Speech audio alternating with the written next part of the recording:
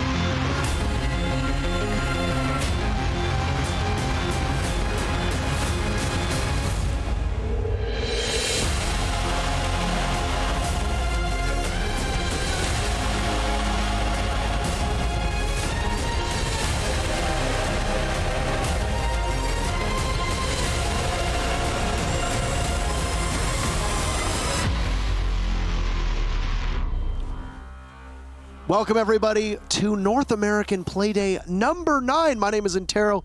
I am joined by Kickstar, and we're going to get our second opportunity in this second half of the season to see what North America can do here in the 3 matches that we have today.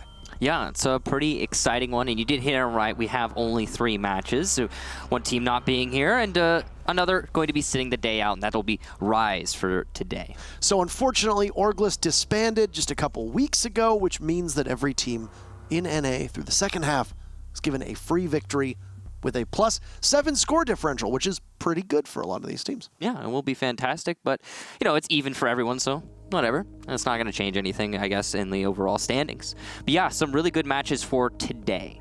Speaking of the standings, we have them for you. So after an exciting week last week, here are how things check out. Now, there is no auto-relegation for those that are curious. Because Orglis has dropped out, every team is safe from being automatically relegated. But there is still one team that has to fight in a relegation matchup against the team that finishes second in Challenger League. Right now, that's Rise Nation in that position. Yeah, Rise Nation and Accelerate Gaming are the 2 teams right now that seem to be on the cusp of that relegation spot. Rise is going to have to change some things moving forward if they want to get out of that spot, of course. It's a tricky situation to find themselves in. They haven't been having a very good season, as is evident by their standings. On the other hand, we have Evil Geniuses right at the top, where you expect to see them, but performing so well, especially after some of their stumbles at recent LAN events. In their local region, they are dominant. Yeah. I mean, when you look at today as well, you've got the top 3 teams all playing opponents who are in 4th, 5th, and 6th. With Rise Nation having the day off, that means that the top 3 can continue to break away from the rest of the competition. You look right now, 1st through 3rd, they're all within 1 point of each other.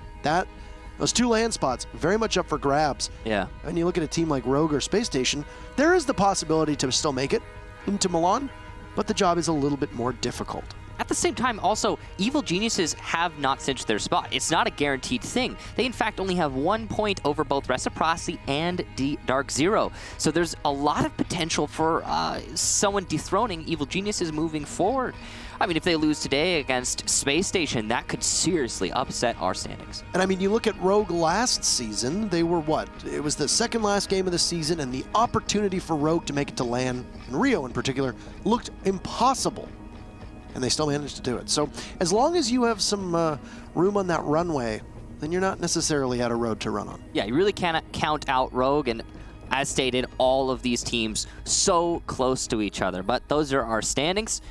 And North America looking exciting so far. And our most even contest on paper is going to be the very first one that we start the day off with as we bring up the schedule for you, just so you see what we can have today on our docket.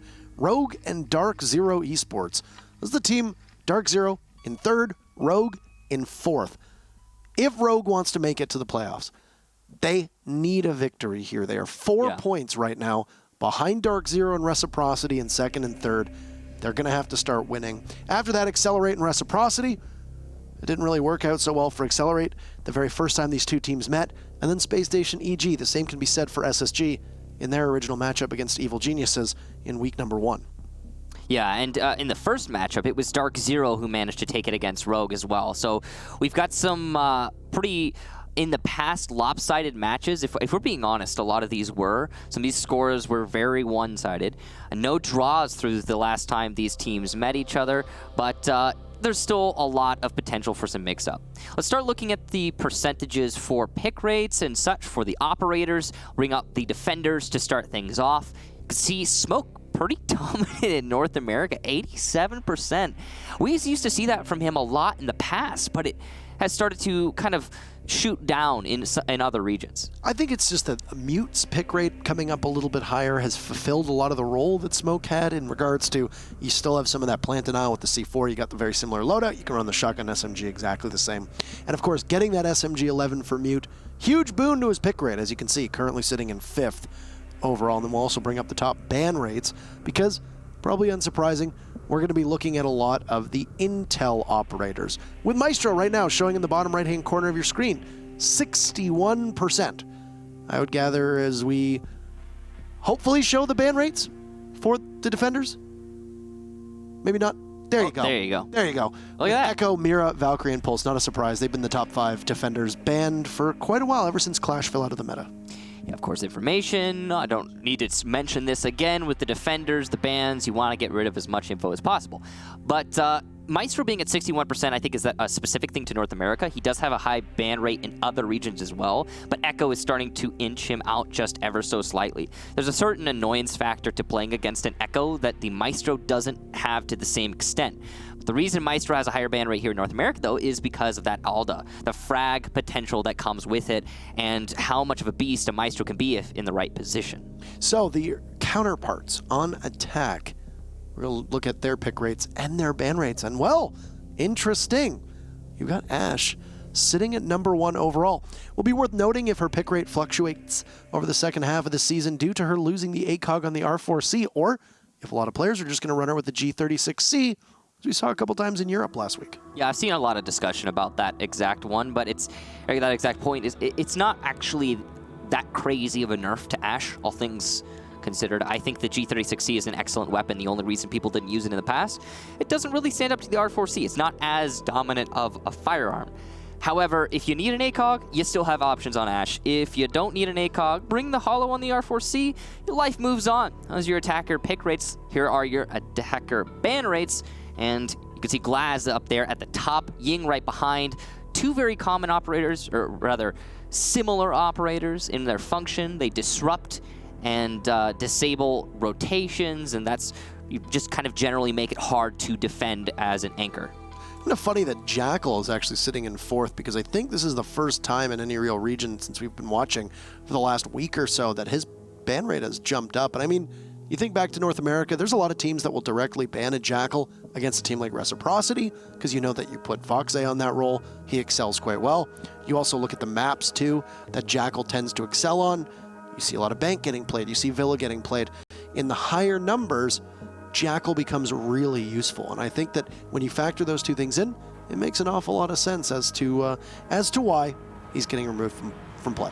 Yeah, it makes a lot of sense. You're right. And since he's so versatile, not only in the clearing of the roamers, but also taking the sides. Let's look at the rosters. We've got Dark Zero up on your screen, the first one in this match. And, well, Dark Zero have been having a heck of a season, currently finding themselves in 2nd place in the region overall. Nyx, Houghton, BC, Mint, and Jarvis, a formidable roster with a newer organization, and they have been looking oh so dominant here so far. I mean, whether you're a fan of him or not, it is great to see BC back and in fighting shape as well. He came in and made quite a splash. Yeah. And, you know, you could hear both the excitement of Flynn and Milos when he was getting those grenade kills. Back on his old comfortable role of Buck, it's always a sight to behold. But Dark Zero does have a very credible challenge, and a team that has lagged behind their competition this season in Pro League in Rogue. Not only lagging behind their competition, but lagging behind expectations of Rogue. You look far enough back, and Rogue is a dominant team, and they have been for a long time in North America. You expect them to have that gusto, but it just hasn't shown through just yet. Luckily for Rogue, they don't find themselves completely out of the running, only in 4th and very close to a spot in Milan. if they can put forward a few wins. And of course, this win today, if they're able to get it against Dark Zero, is going to, well, further their goal quite substantially. The last half year or so has been actually very odd for Rogue. If you go back to the Paris Major, they finished in the top 4. They fell to Evil Geniuses in the semifinals. Move on to DreamHack Montreal. They finished second to Cloud9, just narrowly missing out on a spot. That was guaranteed to Cloud9 to go to the Invitational. You go to Rio. They qualify. A nail-biter qualifying in the very last round of the very last match of that season. And then they get bounced in the very first round of Rio by Norarengo. But then they win USN, and then they don't make it out of group stages at the Invitational. It's been a very intriguing run so far for this team, and right now, they're in a spot where they are in danger of not making it to Milan, which would be strange because they've represented one of the 2 North American spots since probably the Invitational last year. So it's been a year of them appearing at almost every single LAN we've had, including all the minors too. Yeah, Rogue is a very vetted team. They've been around for a long, long time, and they have yet to win an international event. You know, they have won events, but not an international one. And it's something that's really curious as a roster, not necessarily there is individual players, but as a slot that's existed since the very beginning of North American Pro League. You know, you expect them to be able to eventually get a win. And I'm sure it's going to happen, but when is the question. They are Team USA, and they did win, as you mentioned, not an international title because it was against all American teams, not even North American, American teams. They're still looking for something outside of that. You could have made a pretty credible argument that if they had won DreamHack Montreal, that this is an international event because you had teams competing from both Latin America and Europe at that event in particular, but it wasn't to be. Let's focus in, though, towards today's matchup, and we have a map to play on, so we're going to figure out which maps we will and won't go to. As you can see, Rogue will be starting on defense with Dark Zero on attack, and both Coastline and Border played last week. They're grayed out. You know you can't go there, so where are you going to go this time? Oregon and Villa immediately off the board. Consulate gone. That leaves Bank and Clubhouse, and it will end up being a Bank matchup. Okay, Bank. So you were talking about it yourself just prior. We do see a lot of Bank. It's a much more popular map than it was in the past.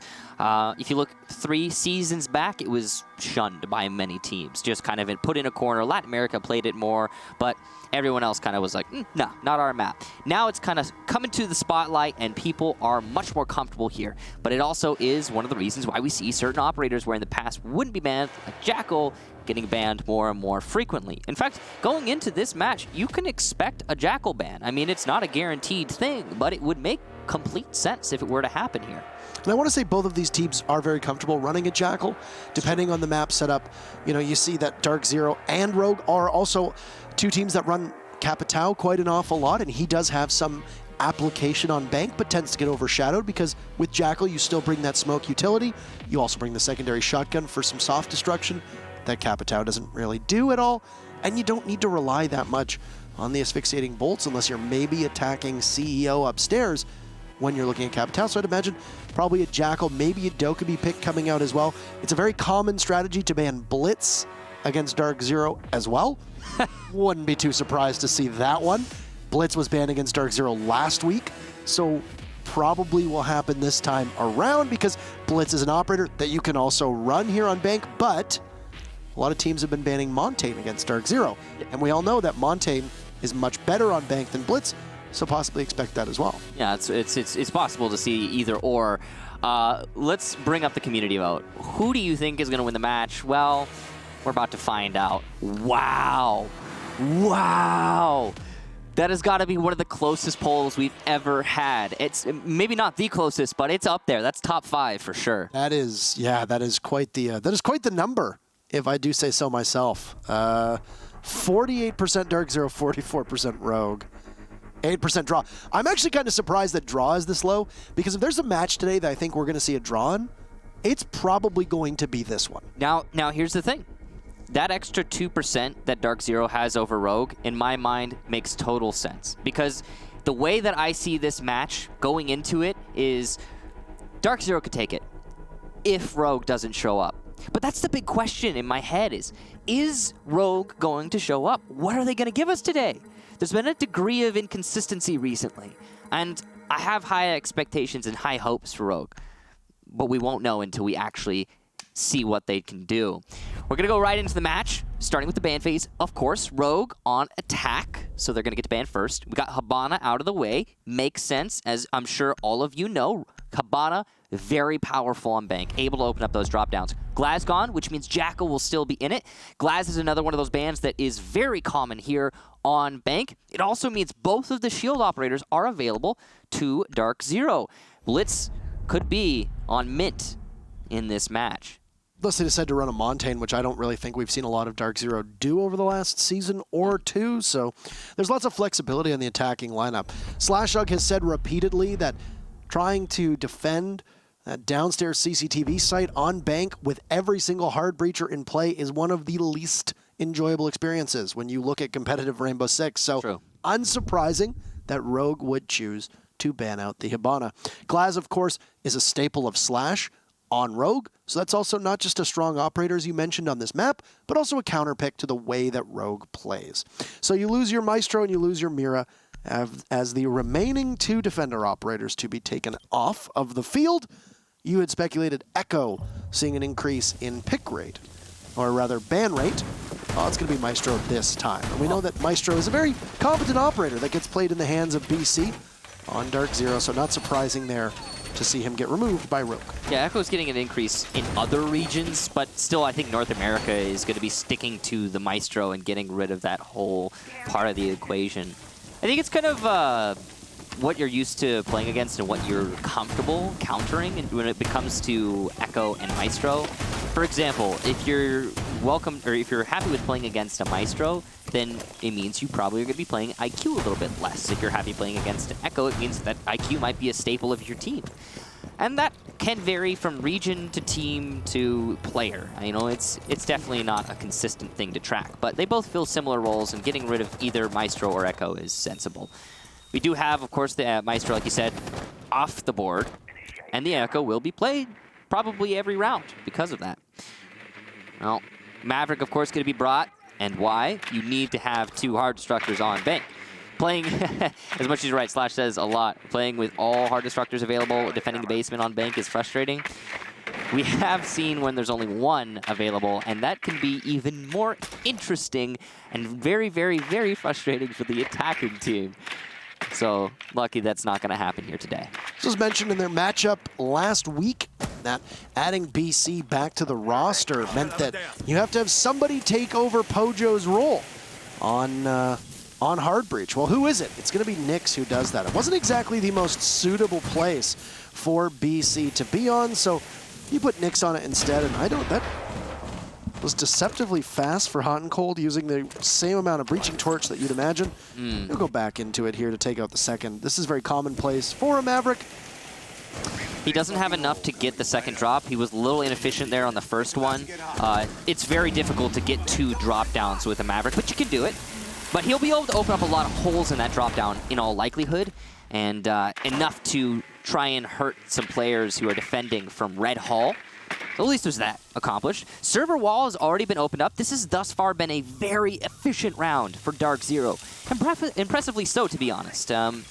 Rogue, though, have a good variety of counter plant utility, so it's not the end of the world here for the defenders. Yeah, you've got 3 C4s on the board for Rogue, imagining that there's nothing that Eclipse and Vertical are running outside of a C4. Nyx is going for the plant, and Eclipse, what are you doing, Eclipse? Oh, no.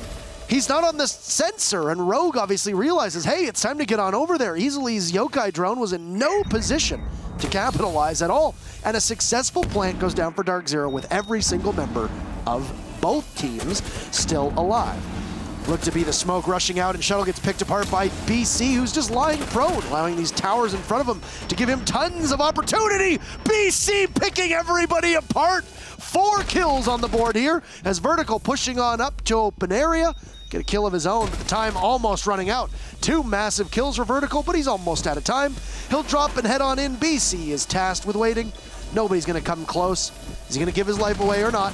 BC just narrowly misses, and he gets shut down by Vertical, but it doesn't really matter. No ace for BC on the board.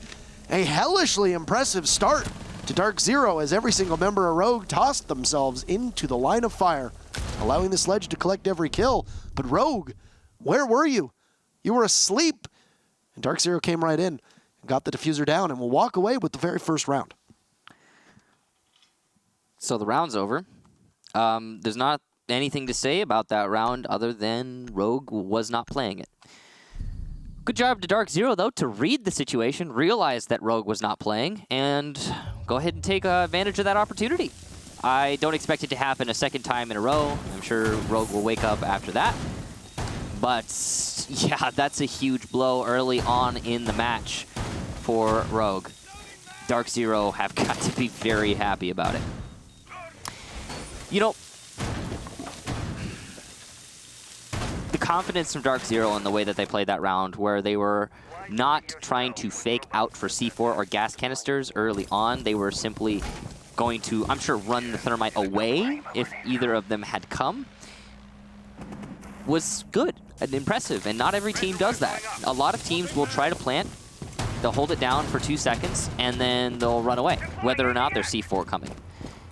Not Dark Zero, so that's the most impressive thing I could say about that round, or mention about that round. Other than that, it was just, yeah, Rogue not being there. Eclipse must have been distracted by something else, right? Yeah. He was looking over towards Locker's side of things, as if there had been a call from Rogue. There was a yokai drone over by the garage, but I don't think there was anybody from Dark Zero in that area. So I'm guessing he was just distracted by something and not thinking anybody was going to be planting that early on. I mean, it was a halfway through the round plan, and that's very efficient for an attacking team. The other thing to mention is the way that CCTV plays out, similar to the way that the garage on Consulate often gets played out, is that you can take that wall very fast, but usually there's a lot more you need to do after that wall gets opened up. You can't just immediately push in and plant. So yeah, it makes a lot of sense that they thought, oh, well, it's unlikely that Dark Zero is going to go for a plant as quickly as they did. It looks like very similar strokes from Dark Zero here, as Hot and Cold is struggling, much more difficult, and gets taken down as well, and it looks like Shuttle's going to be able to possibly capitalize. As he throws out a toxic canister, and there goes Hot and Cold. Only one hatch will be removed, which means that the pressure on that middle hatch over the rotate leading in from red will now be gone. Yeah, that's a really good job to Eclipse, or rather Shuttle, to be able to get that pick. And actually a predictable pick. I'm surprised that we don't see that more often. Slash challenging White Stairs, he's going to go down to Nyx. A little bit of a missed shot there from the shotgun DMR hybrid. And now it's just Vertical holding on to server. He'll fall back. Probably the right call in that situation after losing a player. No need to lose two. And he'll be able to play the anchor inside of Red Hall. So there's something worth noting is that Rogue put more of an investment off-site this time around. I mean, it's not uncommon to see Slash play on those stairs with a shotgun. In fact, that tends to be one of the positions that he can play on, either with possibly an Ela or possibly with a Mute. Really depends on the way that teams want to play that out. But Rogue is very correctly realizing that the plant could come down very fast. And you've got Slash gone, but the rest of Rogue are still in position to deny this play. You've still got the toxic canisters from Shuttle, C4 from Eclipse, and Easily, who is now in a very familiar position in Garage, looking all the way over to where the main default plant spot is with an ACOG. He's going to light up Nyx quite significantly, and, well, down goes Vertical, but Dark Zero will hold this advantage and go for another plant. And a great shot from Easily. Nobody is going to be able to dislodge him from this position. He takes a little bit of damage. He's going to need to engage in a fight here as he realizes that it's not worth tussling with Nyx. Jarvis from above trying to put some pressure on, and Mint will rotate on through, but doesn't expect Shuttle. And Rogue will continue to keep this in pace. Jarvis, a bit of a missed opportunity, a calamity of sorts, as now what little is left of Nyx will have to contend with Rogue in very little time, but it doesn't matter. Eclipse pops up and shuts down Dark Zero's push, and it's a successful hold. And Rogue managed to hold off on a push that got scary for a moment there. They'll take the round in good stride. A lot of that's going to go towards Easily's position inside of Garage, being able to shut down the plant, taking BC out of the equation, putting pressure on Nyx, and forcing a late rotate from Dark Zero. It was a sensible adjustment from Dark Zero, the late rotate that you mentioned, Mint coming from the main stairs, but it was too late in the round. And yeah, it ended up costing them quite a lot. Easily, good job on that one. And Shuttle also getting that early pick. Fantastic from both of them. I think they were very instrumental in the outcome of the round. It's good that Rogue were able to finally get a defense under their belt, especially on the site that they had lost previously. That's going to give them a lot more wiggle room moving forward here on Bank. And it will, instead of coming down to whether or not they could defend top four, come down to what they could do on the other sites. The setup is going to be on CEO, for the secondary bomb site here for Rogue. And looks like they're going to be bringing a castle. Pretty standard stuff here. 3 ACOGs, lots of long angles on the top floor of Bank. Or, well, in Bank in general, but even more so here. Be able to play them as efficiently as possible with the setup that Rogue has and deny the ones that you don't want to challenge using those castle barricades. On top of that, you've got the smoke, which is just commonplace no matter what. Here you can see Nick's bringing the G36C, so he realizes he wants the ACOG. Though I have to say, and I'll bring this up again, we're playing Bank right now. This is one of the maps with the most long angles out there. And it is an ACOG-heavy map, period. That's why you see 3 ACOGs on the defense right now. So the fact that the G36C is being brought here from Nyx might not be indicative of his preference. Words are hard sometimes, but more of the map itself. He's going to be going for a repel outside a front door and trying to play the long angle to shut down reception by Banana. The castle barricades, of course, will get in his way. This is your G36C, so with that long angle on defense, as you mentioned, of the defenders wanting to double up or possibly even triple up on those ACOGs, in this case with Rogue, well, the attackers are going to want to do the same. And while the R4C is a very potent weapon, especially in close ranges, a lot of times the way that CEO plays out means that you want to keep yourself as far away from danger as possible, because the defenders in this instance might actually have more of an advantage over the attackers depending on the actual lineup. So good for the attackers to bring those ACOGs in spades, and Nyx with the G36, but a very comfortable opening fragging roll here. It's possibly going to be able to close that gap. You've got Hot and Cold on Hard Breach as well, which is a bit abnormal. Usually you would see him play on that Ash, Michael. So I'm very curious to know exactly how this is going to shape up. But half of the round to go. What a peek! As Eclipse emerges from the elevator.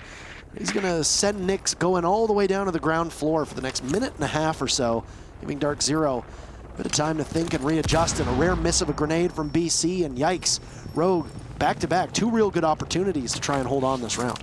That was a second missed grenade from BC, in fact, as he's already used one, but he'll land the shot, so Vertical goes down regardless. Just took a little bit more time. With Vertical eliminated, Banana control should be easy for Dark Zero, and once they get that control, they can... Wow, another one for BC! Just repelling on the north windows, and everybody's peeking him. Making mistakes left and right here. Rogue find themselves at a disadvantage in terms of manpower. It's going to be a rotation here from Hot and Cold as well, going over to the East CEO walls. Try and open things up. He's a little cautious here. Now we got to be scared for Dark Zero as they're coming down to the last 30 seconds.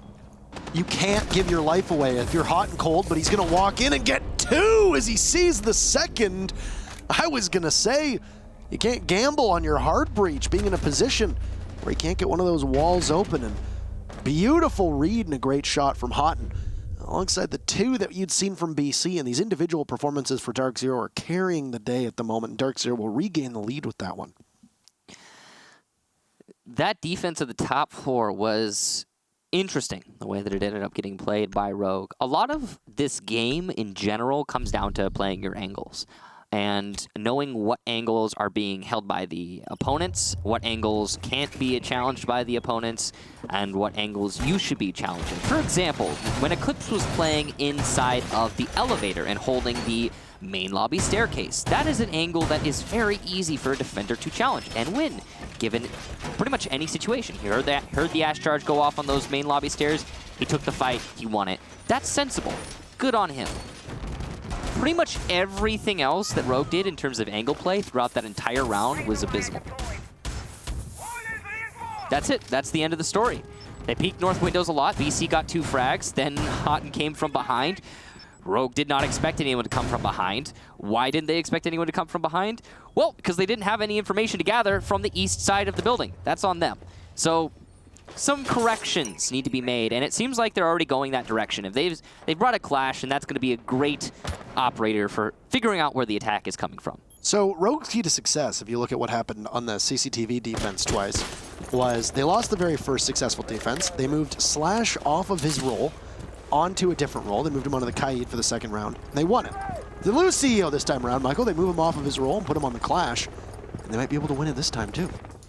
Small, just a little bit of small voodoo magic thing for them. I think pattern worked. I think Clash is a good operator, given what happened last round. Yeah. And not necessarily for the site, but the corrections that Rogue needed to make. I think that was a good on-the-fly decision. The question is, will Clash actually be played well in this round?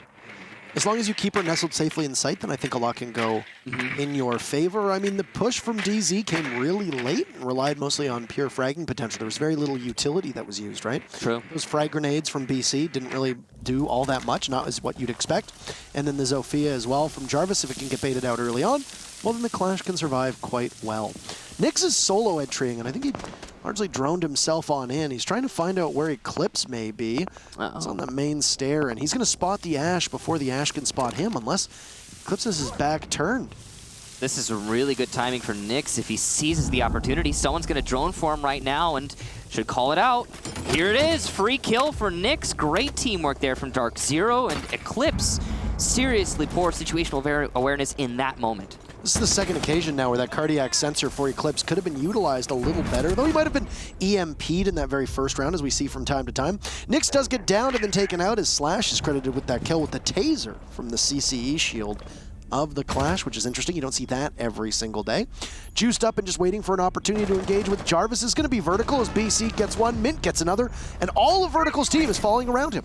He's got the shield of Slash, will have to be a focal point. Vertical gets the down onto Jarvis, but might not be aware as he immediately pivots and looks in towards A. Sees the head of one body at Dark Zero, looks for a second, possibly lined up. Cannot land all the shots. Good thing he was overhealed. He takes quite a bit of damage. Jarvis wills himself back to life, finished off by Slash, but there goes Vertical. Slash in a 3v1. Oh, pick up kill number 2, and look now down towards the hallway over by the vending machines. It's going to be a very difficult opportunity. He can't out-duel Mint.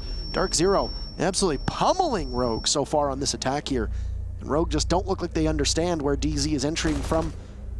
These information operators that so many teams use to their advantage right now, falling just a little bit short for Rogue, and Dark Zero absolutely capitalizing.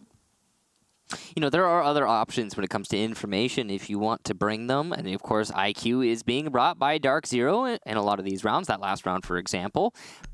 But sometimes you don't need the cameras from Valkyrie to last the whole round. Sometimes you just need them to give you a hint. It's coming from this direction. And a lot of these rounds, it seems like that's what Rogue needs. I mean, you could attribute the lack of information in the last round from Rogue to simple misplays. From Eclipse, for example, when he was on the main stairs. He just didn't have his cardiac sensor out. He just did not check. And that's on him. But why not have an abundance of information through other means so that you don't have to worry about those mistakes? There are ways to correct the gap. There are ways to sure up uncertainties on the defense when it comes to information. It doesn't seem like Rogue is taking full advantage of the things that they have available, the operators they have available. Would love to see that change. They're going to get to go back downstairs here, and this is the first round that they won, the only round that they won.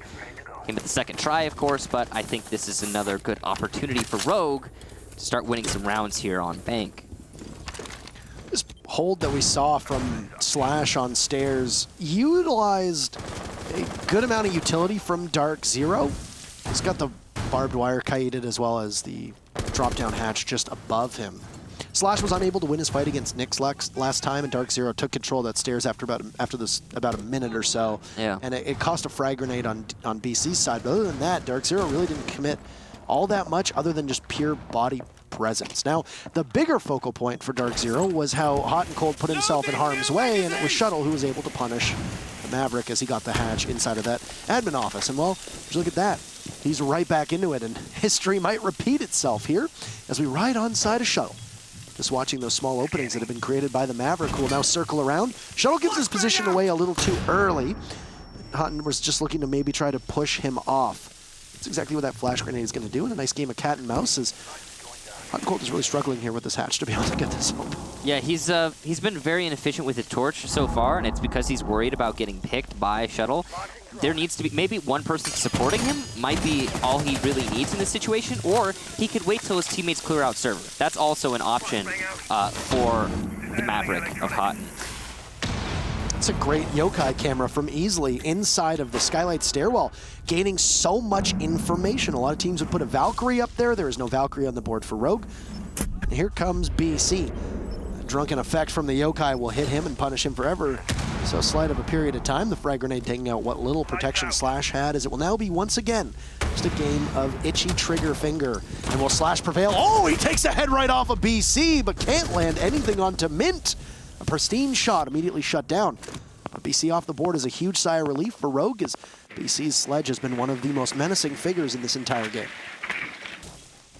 Soon to have server control well in hand here for Dark Zero, but they're currently working on it. They finally achieved that goal, and here we go. Going to be able to open up that server wall and go for the standard jungle of utility. Now, the problem is for Dark Zero, they still have to deal with quite a lot of setup, but oh, what a shot from Nyx. And half of the denial is eliminated in one fell stroke. Hot and Cold has also managed to work his way into the garage. This is huge. He's got a little bit of a challenge here from the Jaeger of Vertical. Damage done, but Houghton is still alive and able to inflict massive amounts of damage if given the opportunity. Little time here for Dark Zero, but they've got the space needed. Vertical gonna land the final shot to shut down Houghton. Here comes the plant, gas canisters in hand. Mint will have some excellent cover work, but Eclipse shuts him down. The plant's still going on, and it's going to finally land. How does that happen? Vertical from above will be able to get one kill for himself, and it's a 1 versus 1 now as Nyx has worked his way up the server stairs. Nyx is in the perfect position to clutch this. He's got the drop down open, and he couldn't help for a better situation. He'll be able to land the shot, and Dark Zero will take the round. Man, I think a big story of this match in particular is also Dark Zero hitting their shots. Even when things go sideways strats-wise, even when Rogue looks like they have the upper hand on them, be it the presence in Garage, looking all the way towards what the default plant spot is inside of CCTV, whether it be Rogue rotating out of gold into that red position, trying to engage, Dark Zero is just simply beating Rogue to the punch every single time by landing more accurate shots. This is actually something that we saw from Rogue against Norarengo in Rio, if I can go back and reference that LAN match. Norarengo are very good at hitting their shots, of course. But Rogue, something that you could say the same for them as well. Today is the rare exception where Rogue is just not able to hit their targets. There have been a couple great shots, Vertical in particular, along with Shuttle. But as for the rest of the team, and maybe that one shot from Slash on the server stairs, which was a thing of beauty onto BC, it's looked like there's been a bit of shakiness on Rogue's aim. And like I said, even when things go really according to plan, with your strategy, you still need to be able to land those shots. Dark Zero's doing it, Rogue isn't doing it, and it's made the difference in a number of fights, and because of the operators that have gotten picked, it's made a huge difference in the way that these teams have transitioned from the mid-round in towards the execute, and then the post-plan as well.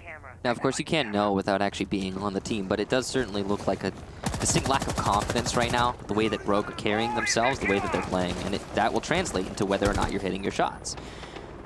I could say with absolute certainty that confidence is actually one of the most important factors in being a professional Rainbow Six player. I think that's something that some players will lack from time to time, and it can carry on from your past performances. But here and now, Rogue are struggling a little bit, and that, again, something we can't say with certainty is the problem, because we don't know the internal workings of Rogue. Could be one of the answers. I like that you mentioned confidence, Michael, because it is confidence that leads me to believe that I would never be good enough to play in Pro League, because I am confident that my skills are nowhere near up to par. Okay, Parker. You're welcome. You don't have to be so hard on yourself. Thank you, Michael. I appreciate it. I feel like you could do it. I'm trying to put some pressure here into the connecting angle from Red, possibly into the CCTV site. Is Hot and Cold. He opens up a tiny portion of that one hatch, then immediately goes in towards the admin office to open up the other. He's fearing that Shuttle is going to go for round number 3. But this time around, it doesn't look like there's going to be anything there. The Mute Jammers flummoxing DZ, because now they have control of server room, and keep in mind, that could be possibly one of the reasons why we didn't see Eclipse on his scanner. He might have been disabled by the EMP, as it looks like might be the case this time around. There's yet another EMP that will go off and will allow free passage in towards CCTV as the thermite charge is successful yet again. There's no real commitment to denial from Rogue there. Pretty standard. But what's more telling is that Rogue hasn't really put a lot of C4 pressure onto the planter that's going down. Dark Zero is allowed to exist in that realm without much contest. Yeah, every time that we've seen Dark Zero go for a plant, Rogue has not really committed too much to the C4s. It's going to be yokai drones and gas canisters. They're the first attempted plant, and he actually, wow, Nyx eating some serious damage. A wasted C4 from Rogue. Yokai drone, though, doing its work. gas canister helping in that endeavor, and Dark Zero will be denied their first attempt. Though it was too much utility used from Rogue, so this is actually a decent position for Dark Zero to find themselves in. Nade from BC shuts down the final gas canister. That's huge, but oh no, the second nade denies the plant, and BC will correct himself very quickly, but there's another C4. Oh, Rogue are in a great position right now. Jarvis is the only one who can really cover. Hotten's gonna try and support inside of server, and one more C4 dodge. That's perfect play from Nyx. As he goes for the plant, this might actually be achievable, but no, it's a rush from Vertical to shut him down. Now 2 on the drop down, and it's just Jarvis in a 1 versus 3, and he is going to accidentally fat finger his melee key as he drops. Rogue will take another defense of the basement. Jeez. You can really say that BC's grenades are as accurate as they are. It's like they're heat-seeking missiles. It doesn't matter. As long as there's a warm body in the way, sometimes it's your teammate. That round was a mess. That is a very good way of putting it. But Rogue emphatically winning that round. Yeah. Good usage of information with the Valkyrie and the Yokai drones early on to scout out the positions of Dark Zero and be able to relay that to the rest of the team, which is something that Rogue has lacked through the first 5 rounds. They shore up their weaknesses. Now, unfortunately, too late for Rogue because they do it on their very final defensive stead. Now it's going to be Dark Zero moving to defense with a 4-2 lead, heading into round number 7. But Rogue were able to right the ship in that round. They had great uses of their nitro cells. BC, maybe there were too many comms, didn't hear that that nitro cell goes down. A second C4 goes out, forces what little was left of Nyx off of the plant, buying crucial time. The shot through the hatch on the hot and cold. Rogue hit their shots. Everything worked for them strats-wise. And that was a beautiful round. And if Rogue had been able to emulate the success of that round 2-3 times, speaking of 2-3 times, BC finally nailing that that black eye cam. If Rogue had been able to do that 2 or 3 times, we're looking at a very...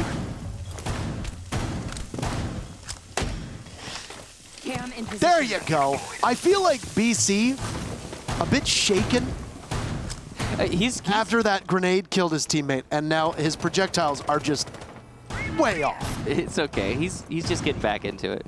But one thing I want to note about the last round we saw from defense from Rogue, that every single one of their defenders had denial. 3 C4s, gas canisters, and Yokai drones. Not one of those operators was going to have trouble influencing that plant. And I really like the way that Rogue set themselves up there. But as you said, way too late. Way too late into the match. It's a 4-2 split for Dark Zero, and they're feeling very comfortable. So now they get to go on defense, which is the generally advantageous side on bank. It's going to be bottom floor, first thing here. Dark Zero set themselves up. It's going to be Nyx on the server stairs. Seems to be a pretty common challenge these days, and he's being pushed by what looks like a Zofia and an Ashe. So this is not going to be an easy challenge, and he goes for the drone, misses the Ashe. Slash does not miss, and the R4C prevails there. You know Slash doesn't want to lose this game, and he seems like the type of player who can really just single-handedly win a game all on his lonesome. Now, also, He has done that. was that a bit of a miss? To the best of my knowledge, I believe that Valkyrie camera, when thrown correctly, cannot be shot. Yeah, so I was a little puzzled about that too, because it looked like he landed it in the right spot. Maybe it was a change, one of those hidden changes that happen every now and then. Yeah. There are hidden changes that do happen and do occur from time to time. That could have possibly been it. Yeah, the patch where they said they fixed the FPS bug that might have had something along those lines. Like the camera where you see is actually now the hitbox. That'd be cool. Yeah. Very similar to where Easily was positioned inside of Garage is going to be the exact location of Hot and Cold. But this information is not being relayed appropriately, as there goes the Yokai Blast to knock Easily off of that diffuser. Buying as much time as possible as Easily has taken just a tiny bit of damage. A good drone from Easily lies onto BC, so they know the location of this Valkyrie playing inside of Red. As the juggle will come out and Hot and Cold finishes off Easily. 75 damage that will be done to the Rogue Planter and force somebody else to be immobile for the time being. And there goes Eclipse, so Hot and Cold, just reigning supreme inside of Garage. He was the member of Dark Zero who pushed down the stairs into Garage last time around, so he is immediately wary for possible play from somebody on Rogue. What this means is that Rogue will really only have 2 bodies upright as somebody goes for the plant. Smokes from Vertical will try to cloud everything out. Explosive gets tossed on over, but here comes Slash. He's in. Nobody's planting. Vertical cut down a 3rd from Hot and Cold. And there goes BC on the Slash hug. And this round effectively over, barring a miracle from Shuttle as he drops. And nobody home. Every single member of DZ will evacuate the site. An impactless frag from Shuttle, but very securely located are the other 2 members of Dark Zero. And that will be the 5th round for DZ as they are successful on their very first defense. And now look to one of the other 3 sites here on Bank to continue that trend. The defense there from Dark Zero was very solid. No serious mistakes or gaps left in their hold. The server hold was a little tenuous and I think unnecessary from the Jaeger. Could have done anything else.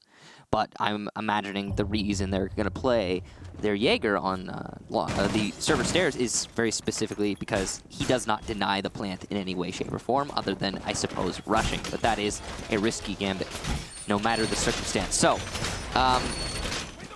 sensible across the board for BZ. They played it by the numbers. Rogue did not have the necessary tools to deal with the setup that Dark Zero was bringing. And here's the thing.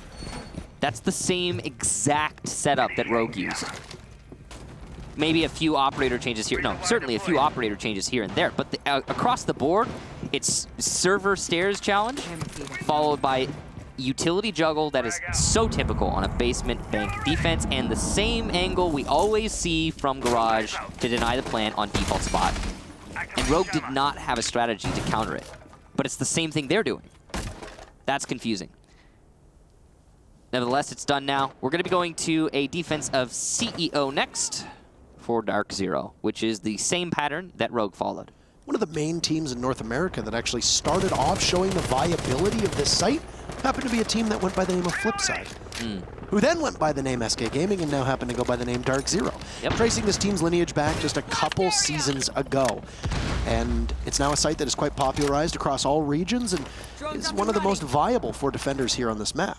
Actually, there's only a few players in this match that aren't from way back from the beginning of Rainbow Six competitive. Yeah, there's a lot of storied history on both sides of this team, and they're both of the teams are very accustomed to having to deal with this site in particular. But interestingly, and worth noting for Dark Zero, is the distinct lack of ACOGs here. You mentioned it before, when Rogue was defending, they had 3 ACOGs, both the Rook-Doc combo and then the Echo as well. There's only one on Dark Zero's side of things. That's going to be BC, who can get quite aggressive, but with the way that he tends to play Echo, he's going to be in more of a support-oriented position. So that's going to deny Dark Zero the opportunity to take long-range fights up against Rogue, which can be a massive disadvantage here on this particular site. But Dark Zero will have one thing in their favor. Rogue are looking to go for a much closer engagement as both Slash and Vertical are not running ACOGs.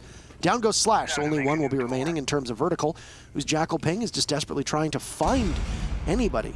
On Dark Zero's side was detecting BC, the Echo, but he's very firmly enshrined in the site, and he's not really going to be in much danger. Additionally, you've got the shotgun barrel of Hot and Cold not too far off site, waiting. This door prepped that he can spring out of at any point. He might get droned out, though, and that appears to be the play, as Vertical is not too far off, and with the drone escort, we'll now move on over towards Conference. Mint's position given away, the telltale signs of his carbine. Nyx gets punished, and this could be bad for Dark Zero, as it looks like Rogue has plenty of intel here heading into the final minute. Dark Zero has a perfect pinch set up for this south hallway, but they're prioritizing that south hallway where Rogue are not using it, and they're putting 3 bodies to hold it. That's dangerous. They need to focus on those CEO walls. It's a challenge here and an exchange between these teams. Hot and Cold still has control of storage, but he's going to die. Oh no, just narrowly manages to stay alive with 25 HP. Vertical, though, will take out BC, his teammate, and another one for Vertical from Meeting Hall. Easily the final kill, and Rogue will take that round. Poor focus from Dark Zero on the wrong locations.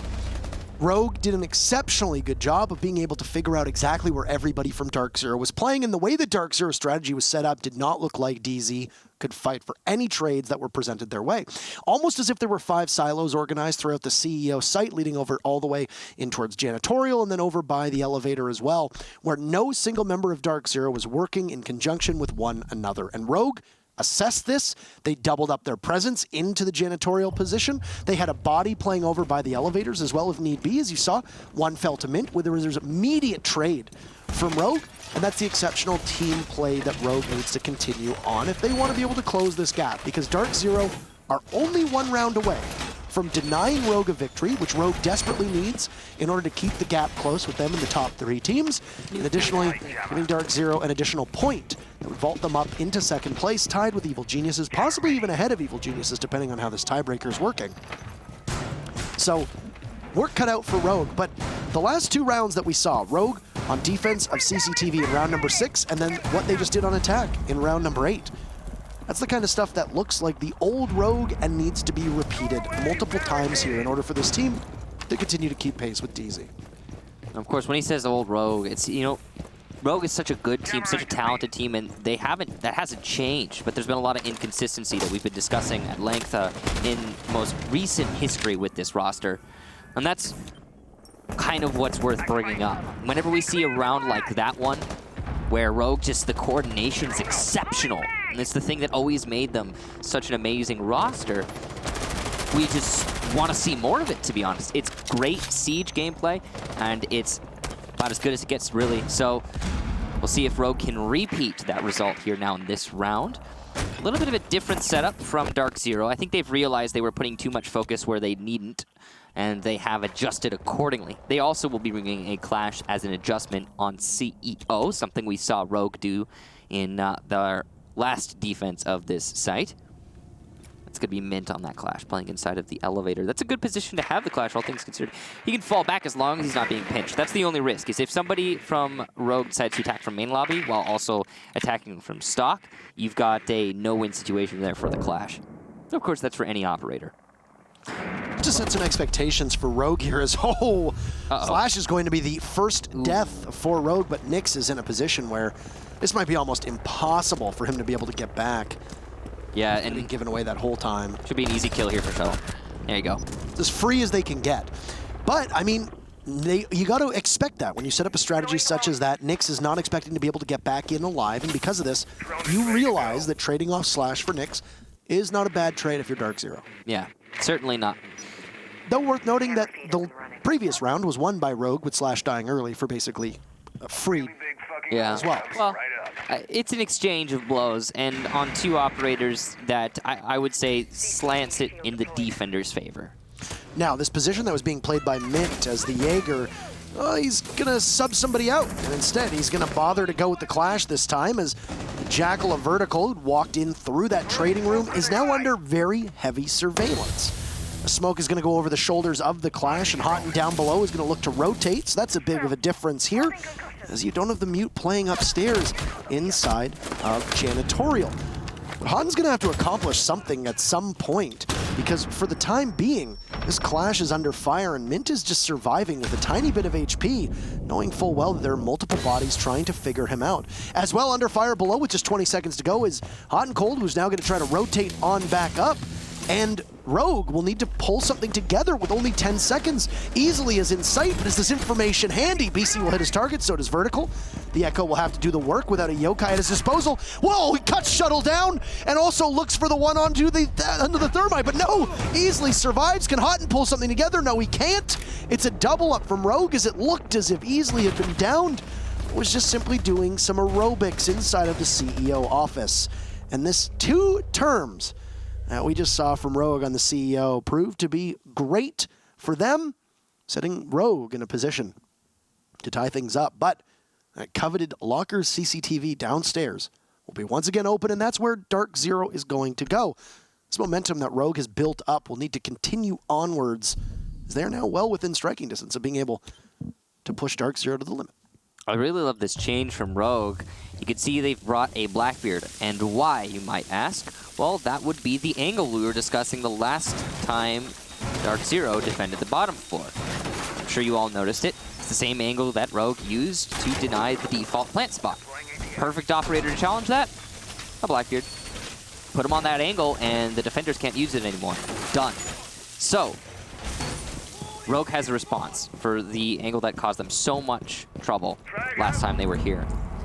However, that's not the only form of denial that Dark Zero has available to them. So I'm not entirely certain it will be enough. In fact, I'm very much certain it won't. So we need to see good assortment of counterplay here from Rogue when it comes to not only that angle, but also the utility. For example, we don't have an IQ in play. which means that all of those yokai drones will have to be taken out the old-fashioned way. And that is by seeing them and shooting them, which is not exactly easy, especially not in high-pressure situations like this. Now, you look back to that first attack on CEO from Rogue. It looked like Rogue had quite the extraordinary amount of information. But we got a very good glimpse at the way that Dark Zero functioned on that second defense of CEO, and it actually looked like it was maybe not just necessarily praise going to Rogue, but some condemnation to the way that Dark Zero was able to hold that information. It did appear that despite running a Valkyrie, a Clash, and an Echo, that the information for Dark Zero was just not quite there. That's a problem when you're trying to defend that site. You know that Rogue is going to circle in and just pinch you one by one. I also think it was really good adjustments from Rogue. Like, for example, Slash dies on North Window, and then there's another player moving to North Window for Rogue. They've got that rotation on lock. They know what they need to have in order to accomplish the plan. It did look like Dark Zero was going to be able to take it, but oh yeah, that's all in the past now. Here in the present, basement defense and still contesting servers. The lack of a Mira means that there's going to be quite a bit of aggressiveness here on Dark Zero's side of things. Can't believe Slash was able to get in that close. The double drone setup guided him in. Won't be too much as he loses one shield and about 30% of his HP in the process to Nyx, who gets aggressive onto that server doorway. That one shield being lost is huge because Slash, again, is the counter to that Echo playing in Garage. He cannot be allowed to die, which is why you see Eclipse coming up now as the main entry. This might be very troubling for Nyx. He's got the double ADS behind CCTV, but gets blasted by a yokai. You can see the Blackbeard holding this tight angle, and if Nyx dies here, but he manages to take out the second shield with his Blackbeard, that's a massive victory. Ping's going out as Nyx is going to get circled on in. He sees the Blackbeard. Vertical takes down Hot and Cold, and it's a slugfest as Vertical collects his second kill and easily eliminates Nyx. Dark Zero falling to pieces as there's Vertical again. Mint will have to hold everything together onto that smoke roll as he shuts down Vertical, but Rogue is in excellent position. They still have utility available, and Mint does not have very much HP with left to work. If he peeks that wall the wrong way, then Shuttle's going to be there to capitalize, as that hatch control is going to be so vital. 30 seconds left. Information might still be up. Mint will nail the smoke. It will force easily off as he tries to bait it down, and just through the wall as he clips. And ladies and gentlemen, we have ourselves a ball game, as it's 5-5 as Rogue sticks 3 together and picks up 4 in the last 5 rounds as they have come alive here on Bank and are fighting tooth and nail to try to knock Dark Zero off of all this momentum that DayZ built up. From the small window we got into that round, it looked like Dark Zero had it without a doubt. But what happened? Vertical happened. He injected himself into the perfect spot to disrupt that defense. The one location that was not being watched by Dark Zero. Able to get as many frags as possible, just waltzing into the site. And while the server hold from Nyx was perfect, he got the Blackbeard, and that should have given Dark Zero the round without a doubt. If there's no anchors, well, you can't hold the site. And it was a pretty easy cleanup from Rogue, moving forward from that. So, serious props to Vertical, managing to find his way into the weakest point of that site at the perfect moment to salvage the round from what seemed like a losing situation. And Dark Zero, they need to pay attention more to the holes in their defense, try to shore them up moving forward. Losing a basement defense, huge in this current match. I mean, I think it's the safe space for both teams. And we did see it happen to Rogue when they were on defense in the first half. So that's a little bit of a response, I think, now on half number 2. Good job to Rogue to salvage this match entirely, all things considered. I mean, it was Dark Zero's. And once again, one of the biggest stumbling blocks that this roster, whether they're Flipside, whether they're SK Gaming, or whether they're Dark Zero, have is that when the pressure gets mounting, they don't sometimes rise to that challenge, and they get shaky. This is something that is, I don't know if it's just simply a mental game at this point or not, but it's something that has really troubled the Dark Zero roster for months on end and has cost them in the long run. I mean, they stumbled against Rogue in that fabled matchup to see which team would go to Rio only a couple months back, and Dark Zero also stumbled out of the Invitational qualifiers and fell just short of the Paris Major qualifiers as well. When the going gets tough, it appears that Dark Zero's confidence gets going as well. Yeah, from the outside looking in, it seems like there's one player on Dark Zero who can handle that pressure usually, and it's Mint. You know, oftentimes even he will perform above and beyond, but it's not happening right now, and that's unfortunate. He also is not on attack, so he can't do things like bring Blitz to try and shove this into a win. Speculated there might be a shield play at work here, but their actually only shield play we've seen has been on defense. Oh! Nyx will walk on up and take Slashug down. The Blackbeard gone, and with Eclipse now being double blasted from this Yokai, should the Zofia peak, and this could be a pick for Nyx here, but Eclipse isn't really doing all too much as the ADSs get burned around. The last time that we saw Rogue attack this site last round was when Vertical walked right in and was able to pick up a beautiful 3K. We didn't actually get to see any of it, but I imagine it was quite masterful to watch. Yeah. He's going to be the big question mark this time. What is he able to accomplish? And Nyx taken out with relative ease as there's two bodies that will double up with Shuttle as well inside of CCTV, and Rogue will be back at a 4v4. But Hodden is still alive. He can still play the angle from Garage, and there's no Blackbeard anymore. So Nyx did his job. He wasted time, and he got rid of Blackbeard. That's huge. So in this situation, as effective as taking out a hard breacher. Now, that done, Rogue are going to still have a tricky round ahead of them. And they don't have as much counter utility as they once did. So missing C4s like the one we just saw from DZ is absolutely huge.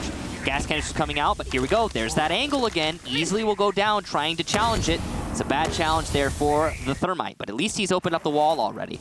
Speaking of already, there's not very much time left here for Rogue, and Vertical might be able to find himself in the site again. Here comes one kill for Vertical. Can he get any more? 7 maps in the map pool. Like, if you're not comfortable on more than one of those maps, then there's a problem. A fundamental problem. You got to start practicing and shoring those up. Because back when we had 9 maps in the map pool, yeah, it's okay. Maybe 2, 3 maps that you don't really want to play on too much. Not anymore. So, yeah, I mean, yeah, both teams are going to be comfortable on Bank. But I think so far we've seen a little bit more from DZ. Honestly, the defense for both teams have been really bad, though. Can we talk about that for a second? Only 4 defensive wins throughout this whole match. That's shocking on Bank. Yeah. I wonder how much of this just simply has to come down to if there's been a shift in the meta over the attacking and defending rounds, the way that we saw this all-encompassing defender meta not too long ago. Yeah. But with Nomad in play, there might be less of a concern among teams to sit and not rotate, because if you think that there's a Nomad on the board, and this is something that's very hard to judge, and you'd have to talk to the teams and you'd have to talk about specific circumstances, but it's one of those things where even if Nomad isn't picked, there's always the possibility that she could be on the board. And you always have to concern yourself with, if there's a Nomad on the board, do I go for a rotate? Because what if I do? What if there is a Nomad there? It's very similar to the way that Fabian was describing not too long ago, the way that you have to play, that there might be a Maverick. You can't play as aggressively near hatches and walls, because what if there is a Maverick there and you didn't hear it? In this current meta, you have to stare at walls, at reinforced walls. That's what Maverick did to the game when he was released. He made it so attackers have so much maneuverability that the defense has to stare at the reinforced walls until they know. Right. And that's a terrible place to be as a defender. It's the same thing that you have with Nomad. It's just something you can't move. You can't move around. It's like there could be one there. We don't know. But we'll be going to towers. So speculation was accurate. It's a new site here for Dark Zero, and they will get 1 match or 1 point out of this match no matter what. But they could manage 3 if they win just this 1 round in the next 3 minutes. It's also the first time we will go anywhere other than Basement CEO for a full 12-round match. It's like I said, I expected this. Yep. I mean, it makes sense. What I'm expecting we're going to see, though, is we're probably still going to see a lot of presence on that second floor, as is commonplace when you see a Teller's Archives defense. Yeah. CEO is going to be the most important part of this defense, or for most teams it is. Dark Zero might be the lone exception here, as DC is barricading a whole lot of stuff downstairs. He preset the one door, actually. Or just information. He's going to be playing on those main stairs in all likelihood later in the round, and the reason he would play on the main stairs is so he can keep control of elevator hallway, which is just above it. And the reason he's keeping control of elevator hallway is so he can keep control of this rotation that's into sight, whereas the hole he just went right through. So if you keep that rotation available, then all of your roamers on the second floor or over by open area are going to be able to fall back using that rotation. And that's the entire setup here for Dark Zero. If they lose control of Elevator Hallway, it will be very, very difficult to play this round for them. That's why they've reinforced the walls on Lone Office. You can see it right there. It's just a pretty standard rotation for the defense. The question is, will Rogue read into that? They have now brought a Maverick, which means they're not going to be able to open up this wall unless they rotate the Thermite here. And if they do that, it'll be obvious. Imagine opening up those walls in Lone Office, cutting off Elevator Hallway. As a Maverick, you're going to get at least one free pick on that rotation, given the setup Dark Zero has. But of course, Rogue didn't know that. Hindsight 2020, moving on. Shuttle has taken control of Lone Office, and Vertical is starting to work on the top floor. And the top floor looks like it's Rogue's right now. There isn't really that much presence or pushback from Dark Zero, as that's been a swift entry point. Took 90 seconds for the Jackal and the IQ to be able to gain all this ground. Moving Shuttle on the Ash is a bit of a difference for Rogue, but this could get bad for DZ. This will be another opportunity for Rogue to just be able to clamp down on the site, so unfortunate. Spikes from above, and they might actually be able to get a pick here. Oh no. Might have another rehost here. Once again, just waiting. We'll just wait for admin decision once again. We'll play on in the meantime. Down goes easily, and then Nyx eliminating Slash, as that was an engagement from above that did not work out all that well, and the Doc able to heal himself right back up. We'll see what Rogue is able to muster now as they find themselves at quite a significant disadvantage. Shuttle knows that there's a body inside of open area and might go for the push. No ACOG available. Keep in mind on that R4C. And Shuttle will get his back completely shot on up from hot and cold. This looks like an almost unwinnable round for Rogue at this point, with Eclipse and Vertical just watching from above. So that 2 versus 5, Vertical's gonna be working his way into sight. He can see the Valkyrie and lands the shot. And as he gets the first frag for his team, he also has control of Tellers, which is going to prompt his teammate to rotate and try and assist. Problem is, they left the diffuser on the top floor. So another kill for Vertical, but there is no time to get the diffuser, and no way they're gonna get all the kills. The round is over. As much as Vertical's gonna get 3 and Eclipse will get 1, it's just BC playing on main stairs, and all he needs to do is wait. Dark Zero will take that round. And I have no idea what's going on with the disconnect, but as it stands, it looks like a win for Dark Zero, 7-5. We'll find out based on what the admins decide. An interesting conclusion. Yes, very much. But for the time being, DZ is being given the victory here, and we'll come back to us. That's as it is. Yeah, so it's not our call. We're just waiting to find out, just like you. Ultimately, that looked to be a pretty interesting conclusion to that round if it had ended up being a 5-on-5 scenario, because Rogue walks right in, they take control of that second floor. They did so pretty quickly. 90 seconds in, they've got full control of that second floor. They start to work on the actual floor beneath them to be able to get that verticality, in which Nyx started the engagement off as the Doc, but I mean, it ended as a 1v1. That's true, it did. It came really down to the wire, and that mostly comes down to Dark Zero starting to make some serious mistakes and opening themselves up to getting picked off by Vertical, who had a really good round there. And honestly, Vertical, seriously, I think even though right now it looks like Rogue lost it, even though they lost it, I think Vertical takes MVP for that match. He was almost single-handedly salvaging a lot of those rounds for Rogue. In my mind, he takes MVP. Even though he was able to do so much damage, just not enough time. Both BC and Vertical, I think, were just hauling their teams across the finish line as best as they could. This is the second map in a row where BC has had quite a profound impact. And as for Vertical, he was picked up for his fragging potential. You put him up on operators like Ash, you put him on operators like IQ, on Jackal when he's attacking, and he tends to do quite well, and well, today was no exception. I believe both he and BC broke double digits by the end of that matchup in particular, and Vertical just being able to jump into the fray. How many times did the Jackal find himself entering very similarly with very minimal information to start with that then evolved as multiple drones went out to try and help him? But when we looked at the drone placement from Rogue on attack, it was usually guiding in Slash or Eclipse, and Vertical was often either solo droning or having one drone on his own, and being able to capitalize on that information is quite the feat, and that's one of the reasons why Vertical was so highly sought by Rogue to pick him up off of the Rise Nation roster.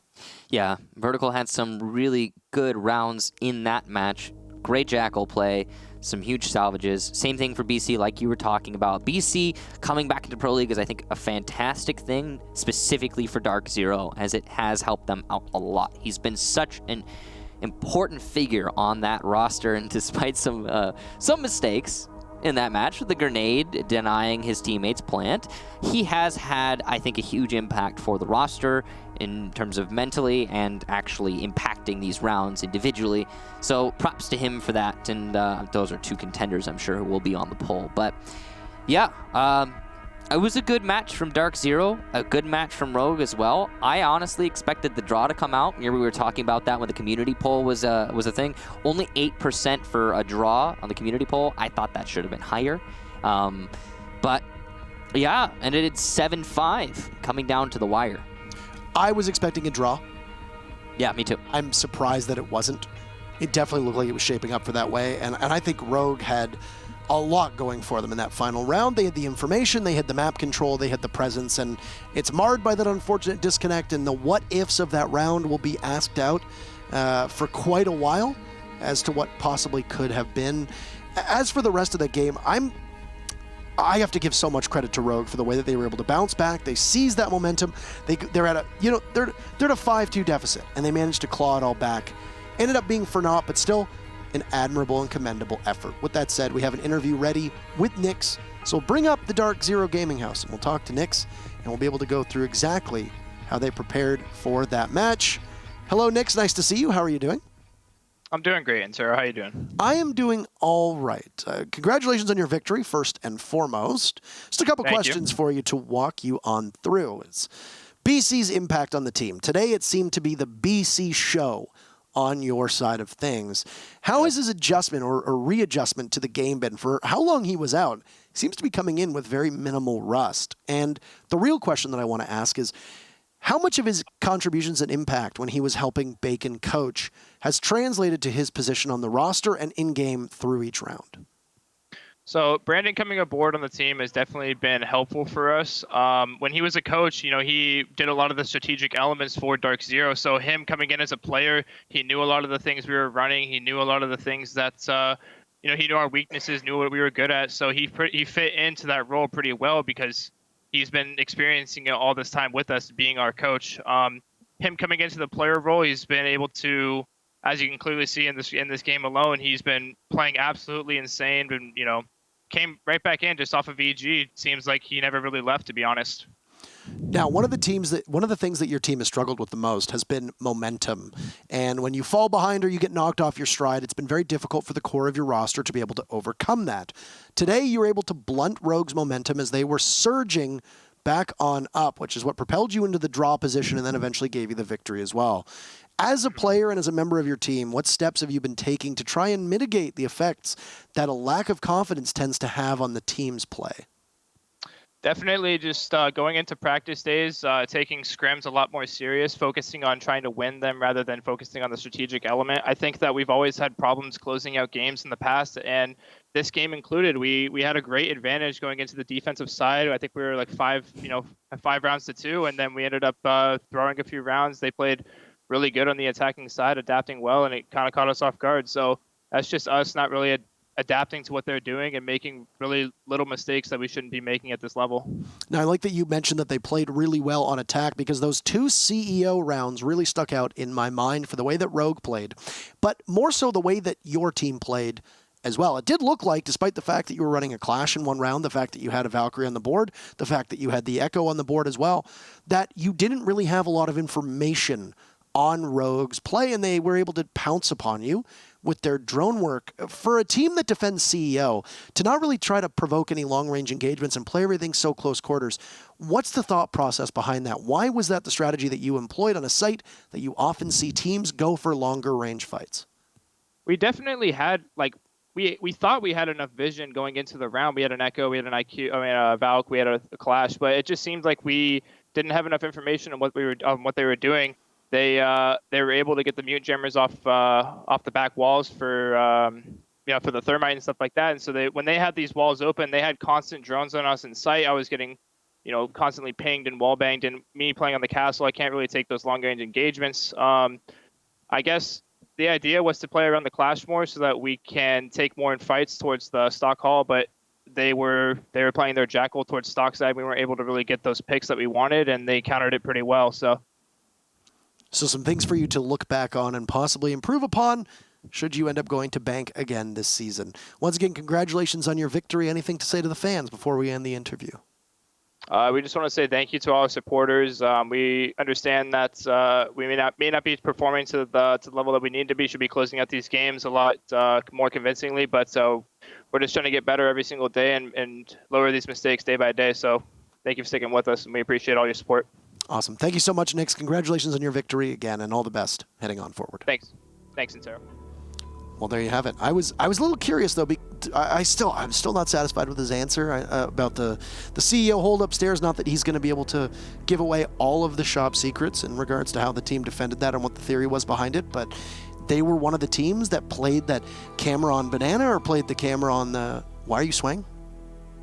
No reason. Or the bulletproof camera over by vendings and being able to hold those long range angles with a dock or a rook. So. With that said, we have a break available for you. So we'll see you in just a couple minutes for our second matchup of the day. Accelerate is going to be taking on Reciprocity, and we'll be back in just a few minutes.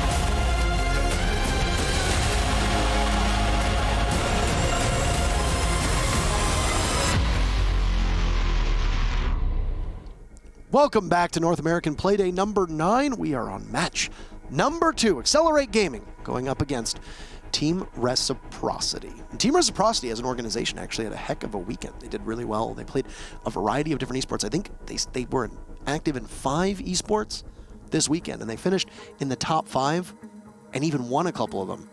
Darn. So pretty good role for them. The Team Reciprocity, who entered the day in second, are hoping that magic rubs off on them. And we'll bring up the rosters for you just to take you through. But we'll start with Accelerate Gaming, a team that is currently languishing towards the bottom of the standings. They enter the day in 6th place.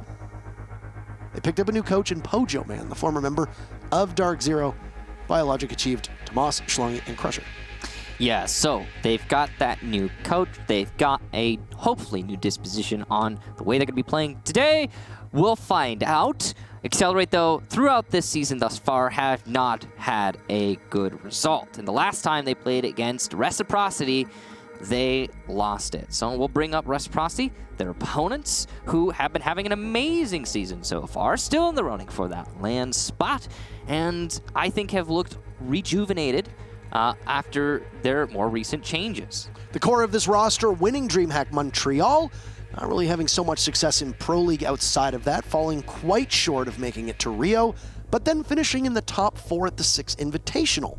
After reinventing themselves and dropping Goddess from the roster after the U.S. Nationals Finals in December, the sky has been the limit for this team. Pardon the pun, as they added skies to that roster. And since then, the trajectory for Reciprocity has been up, up, up, up, up. And we'll see if that can continue today, as they have now been knocked out of the top 2 spots, with Dark Zero's 3 points, just catapulted DZ to 1st overall in an A, with Evil Geniuses still to play in our 3rd and final match against Space Station. So, what will Reciprocity be able to accomplish against an Accelerate team? We're going to find out in just a couple minutes. Yeah, I think that this is definitely, going into this, we can't sugarcoat it. This is a match you expect Reciprocity to win. But there is always potential for an upset, and I think that's the beauty of Rainbow Six. We'll find out where we're going to play right now, bring up the map veto for you, and that will play a huge part in the actual result of the match, as per usual. Coastline and Border will be removed from the map pool. Reciprocity will start on defense. Accelerate will start on attack, which used to be a bit of a death sentence for teams, but it seems that the attackers have a bit more teeth moving forward. But a bit of an uphill battle, given that Clubhouse, one of the most heavily defender-favored maps, though has seen a bit of a flourish from teams on attack. Can Accelerate keep that trend alive? They're going to have 6 rounds to do it, as Clubhouse will be the map that we play on. It's a map that happens to be one of Reciprocity's best in their map pool, that I would say, bringing out some innovation against a variety of different teams. Yeah, I think Reciprocity is they've always been a good Clubhouse map team, but overall, I think you're right when it comes to the attacker-defender thing. We always say we're shifting away from the defender meta, but this is the most defender-sided map. Has been for a while, up there with maps like Bank and Villa. We'll go ahead and bring up the community vote. Who's going to win it? Why don't you tell us? I suspect it will be lopsided, and there you go. It's exactly the case. 83% for Reciprocity, 11% for Accelerate Gaming, and 6% of you believe that it will be a draw. People always sleep on the draw option because for North American fans, there aren't really any draws in any major North American sports. You know, the NHL has the shootout, NBA has its overtime, baseball has its extra innings. Okay. Got an awful lot there. Of course, you got the NFL as well, with their sudden death-esque overtime too. So North American fans don't generally like draws. It doesn't really surprise me that a lot of you don't particularly like the draw option either. You're not used to them. Though a draw is pretty likely, especially in that Dark Zero Rogue match. With how close it came, it definitely looked like we were going to go to a draw. I would be a little surprised to see a draw today, but you never really know what Accelerate has been able to put together, especially in the capable hands of Pojo Man, who is, I guess, very new to this whole coaching thing. I mentioned he'd be a really good coach. He's very analytical. He's very analytical, and more than that, he's a pretty chill guy. Well, a very, very chill guy. And I think he brings something to Accelerate as well that is so desperately needed on this roster. If you look, you got Crusher on there, who's had some high-level competitive experience when he used to play on the old Bittersweet/Ferocity roster, going all the way back to, spring/summer of 2017. That roster now, of course, the core of it being Space Station Gaming. But you have achieved Biologic. They've never really played in Pro League before. You have Tomas, same thing with him. You have Schlongi, who had a very tiny sample size when he was on the Cloud9 roster before getting jettisoned in favor of Mark the Shark. So Podraman brings that much-needed experience and gravitas to the team that can help ground Accelerate and allow them to prepare in a manner that they might not be used to because this is still pretty new to them. Yeah, and you said it, they're just still pretty new to them, and this community poll is not surprising in the least, 83%. I think that's a little bit generous to Reciprocity. There is potential for the upset, but everything overall does scream Reciprocity. This is their match to lose. We are going to need to see some new things from Accelerate if they want to take this match, and I think they're going to have to bring out some clever strategies to win individual rounds. Usually, a lot of the more clever things that teams will come up with, they'll save it for LAN events. But right now, Accelerate is not competing necessarily to make it to LAN as much as they're competing to stay out of relegation spot and to potentially make it into the top four. And I think that should be their immediate goals before they start thinking about that. So everything that Accelerate can bring out today, I'm sure they will bring out. And I'm excited for that at least, if they've got some clever stuff for us. And I guess it will come down to how Reciprocity will handle all of that.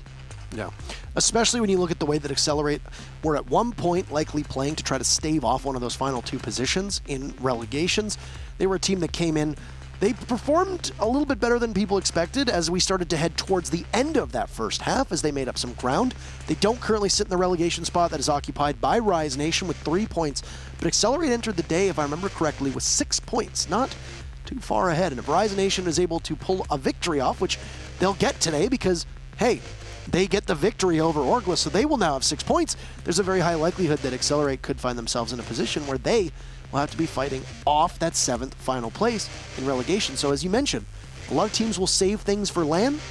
In Accelerate's case, I think the opportunity for them to be able to go to LAN is probably out of the question at this point. You have to kind of save everything and ensure that you're pulling out all the stops to avoid being put in a position where you might get kicked out of Pro League. Climb the ladder as much as possible, but don't, expect the miracle to happen. It's possible, but we'll have to wait and see. Well, we have the game ready for you, so we'll head on into Clubhouse. We'll go to Germany, the location of Clubhouse, in just a second.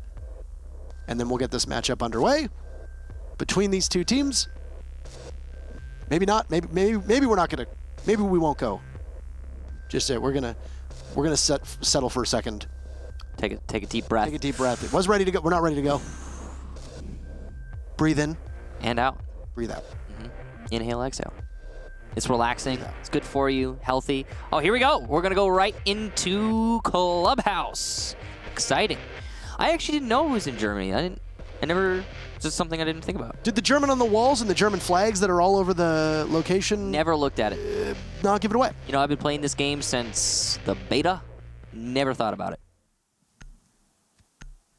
Well, I mean, now you know. Now I know. Thank you, Parker. You're welcome. I'm just trying to help. It's good information. Maybe impart some wisdom on everybody's day here. Yeah. People will be like, oh. You done some on my day. Thank you, Michael. Yeah. High five. Hold on a second. Okay. He's writing. There we go. We got it. Okay, cool. All right. So, bands coming out. Maverick makes a ton of sense. Probably one of the most common bands on Clubhouse. I'd say it's high up there. He's not always the hard reacher that gets taken out. Sometimes it's Hibana. But Maverick is certainly, I would say, the most influential overall. If we're talking about not just the basement, but all the other sites. Capitao also being banned. That's a targeted ban there, quite clearly from Accelerate. They don't want to deal with Reciprocity's Capitao. It can be used well to pick apart the basement as well as other sites. And I think that's something that Reciprocity have done in the past, if I recall correctly. Mira also eliminated by Accelerate. And the final ban will be, quite interestingly, Clash. It means Maestro and Echo will be available on the board here. Oh. What? Oh. We might need. All right, then. We'll wait and we'll see. Just go ahead and wait for a double call on that. Oh. Seems like multiple issues are arising right now. So could be a rehost is due, but we're going to wait on admin call for that, of course, as per usual. It's not our decision to make. We don't actually, we're not admins. No, if you didn't know this, we are casters. That's correct. We have not been deputized. I didn't receive my my admin diploma in the mail just yet. So the admin's decision will be that we're actually going to go to a rehost, and we will come back to us. All right. Hello again. Well, not us just yet. Now, hello. Hello. Hello. It's good to see you guys again. Today. Hope your day is going well. Remember to breathe in and then also breathe out. Night is going well. At evening, just general time going well. Yes. So, looked like a basement defense. It was starting on the church defense, which is pretty standard for Clubhouse. Let's talk a little bit about these bans here, though. Reciprocity banning Maverick and Clash. Okay. Banning a hard breacher on Clubhouse makes an awful lot of sense. Maverick is pretty sensible. We've been critical of teams that have actually opted not to ban Maverick in the past. He puts quite a bit of emphasis on that CCTV wall to start with. He also is very effective on that jacuzzi wall over in Gym Master. And he can also do hatch duty and even create a very small hole in dirt, which allows you to not have to run a thermite as well. So you bring that Maverick, he's a very powerful tool. Reciprocity says no thank you. But more telling, you mentioned that targeted ban of the Capitao coming out from Accelerate. Yeah, so Reciprocity and many teams have used Capitao very well on certain sites. For example, the basement, where you can just cut off the rotation, you can take control of blue, you can do a whole lot with Capitao individually. And because Jaeger is such an useful tool on the basement, if your defense ban is not available for Jaeger, or maybe you want to use Jaeger when you go onto the other half, well, you can go ahead and get rid or have the Capitao in play. So not having Capitao, him being banned out, that might hurt the attack there for Reciprocity. And yeah, it's really quite interesting to see from EXG. Says they did their homework, and you got to give them props for that. I mean, we've seen Reciprocity run a Capitao on Consulate quite a fair bit. You know, if there's no hard breacher that's required, especially on Coastline, you might have Mark on that role in particular. If you need a set of smokes, as I'd mentioned before, you can bring the Jackal. When we talked about the operator ban rates earlier on, the fact that Jackal was banned so high.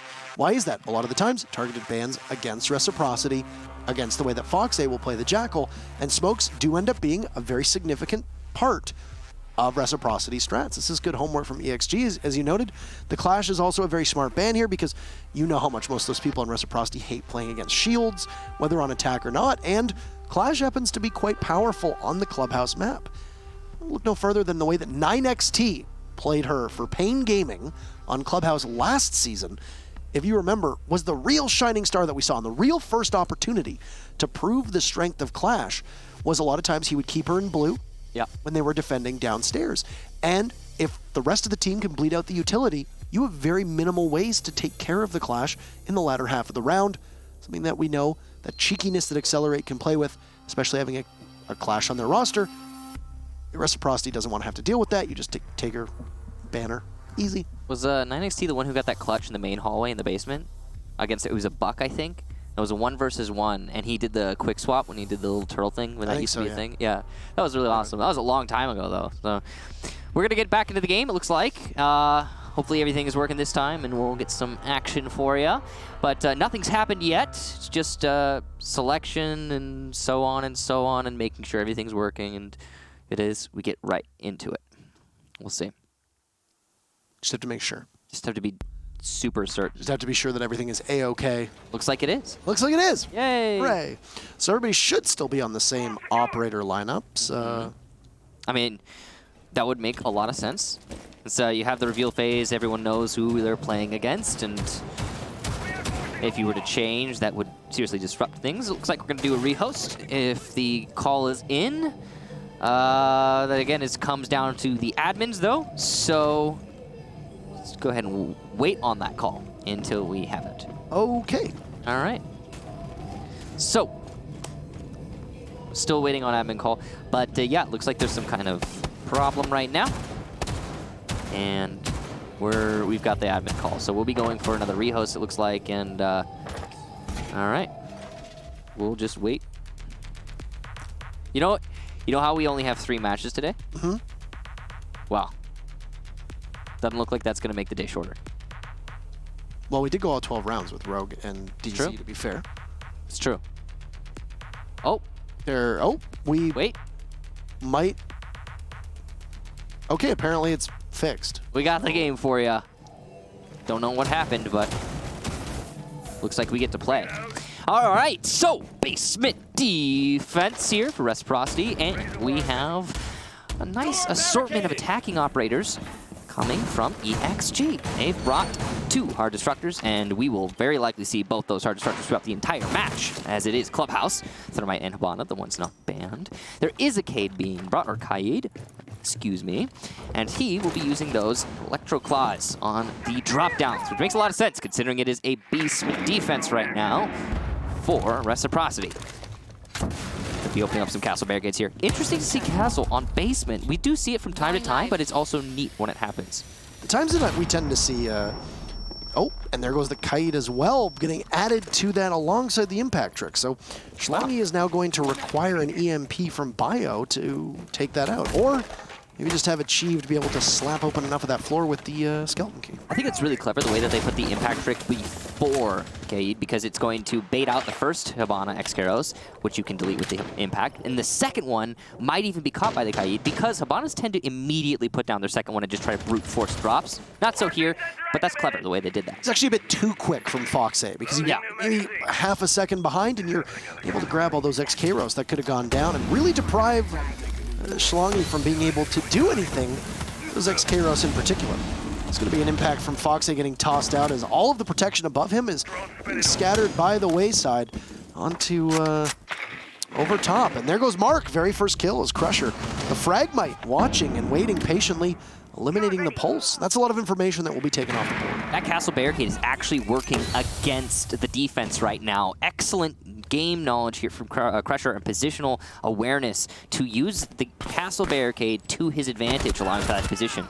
Thomas is going to take out Retro, so now Control Blue is in for EXG, and Schlongi's going to eliminate Skies. This is a pretty one-sided round so far. Thomas eliminates Foxay as well, and it's just Laxing now in a 1 versus 5. He'll have to retake from Dirt Tunnel, and it doesn't look like it's going to happen. Pistol out for Thomas, and he's just going for the spray pre-fire. Will he land the shot? He's going to land a few, but not enough to get the kill just yet. Laxing on very little HP, and it could very easily be a perfect round here for the attack of EXG if Laxing doesn't play this right. And yeah, there it is. No impactless frags for Laxing, and a perfect round to start us off. Impressively done for EXG. Great hold by Accelerate onto that post plant.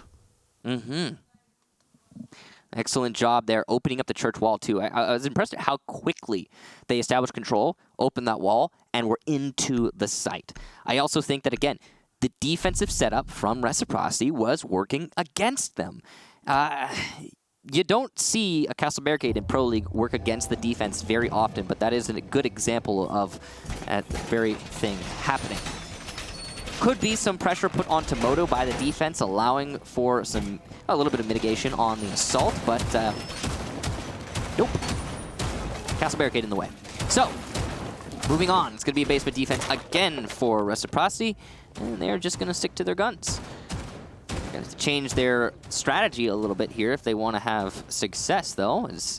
Well, the way that EXG picked apart the defense was pretty one-sided. It's worth noting in that round in particular, we saw the prowess of Tomas. How huge of an impact he's had since coming to Pro League. Keep in mind that he used to be the coach for Accelerate. Oh. He used to be the coach for Accelerate. They had Nix on the team. They said goodbye to Nix, and then they picked up Tomas. And I feel like we need to remind people of this because Tomas has really stood out in terms of his contributions in a variety of different games. Now, he isn't consistent, so to speak, and he certainly is being overshadowed by Achieved because of what Achieved has accomplished on this roster, being actually one of the most impactful players in North American Pro League. But, man, you have to really focus on Tomas's contribution, and he really did it in that round in particular. Nice 3K, and then he holds the post plant perfectly against Laxing. Yeah, he's really good on those entries as well. Fills that role very, very well. Now, Achieved going to set himself up looking towards Moto. Again, a slower round here, I'd say, for EXG, but they've established control of the top floor. Information is in their favor. They know what they're dealing with pretty quickly. It only took them about a minute. Key thing here for Reciprocity is going to be if Mark is able to stay alive. That pulse sensor could have been incredibly handy over the course of that final minute on telling EXG's whereabouts. But speak of EXG. And there's Foxay, who was so imperative in being able to stop that hatch in the kitchen from being opened up as Kaid. He'll say goodbye. It was a good play from Achieved, who almost loses his own life and walk away with a bunch of scars, but ultimately still gets the kill that's needed. And one member of Reciprocity will fall early yet again. Yeah, it's not exactly the best operator to lose early on, too. If he had any of the Electro Claws left, then that's unfortunate to get picked off.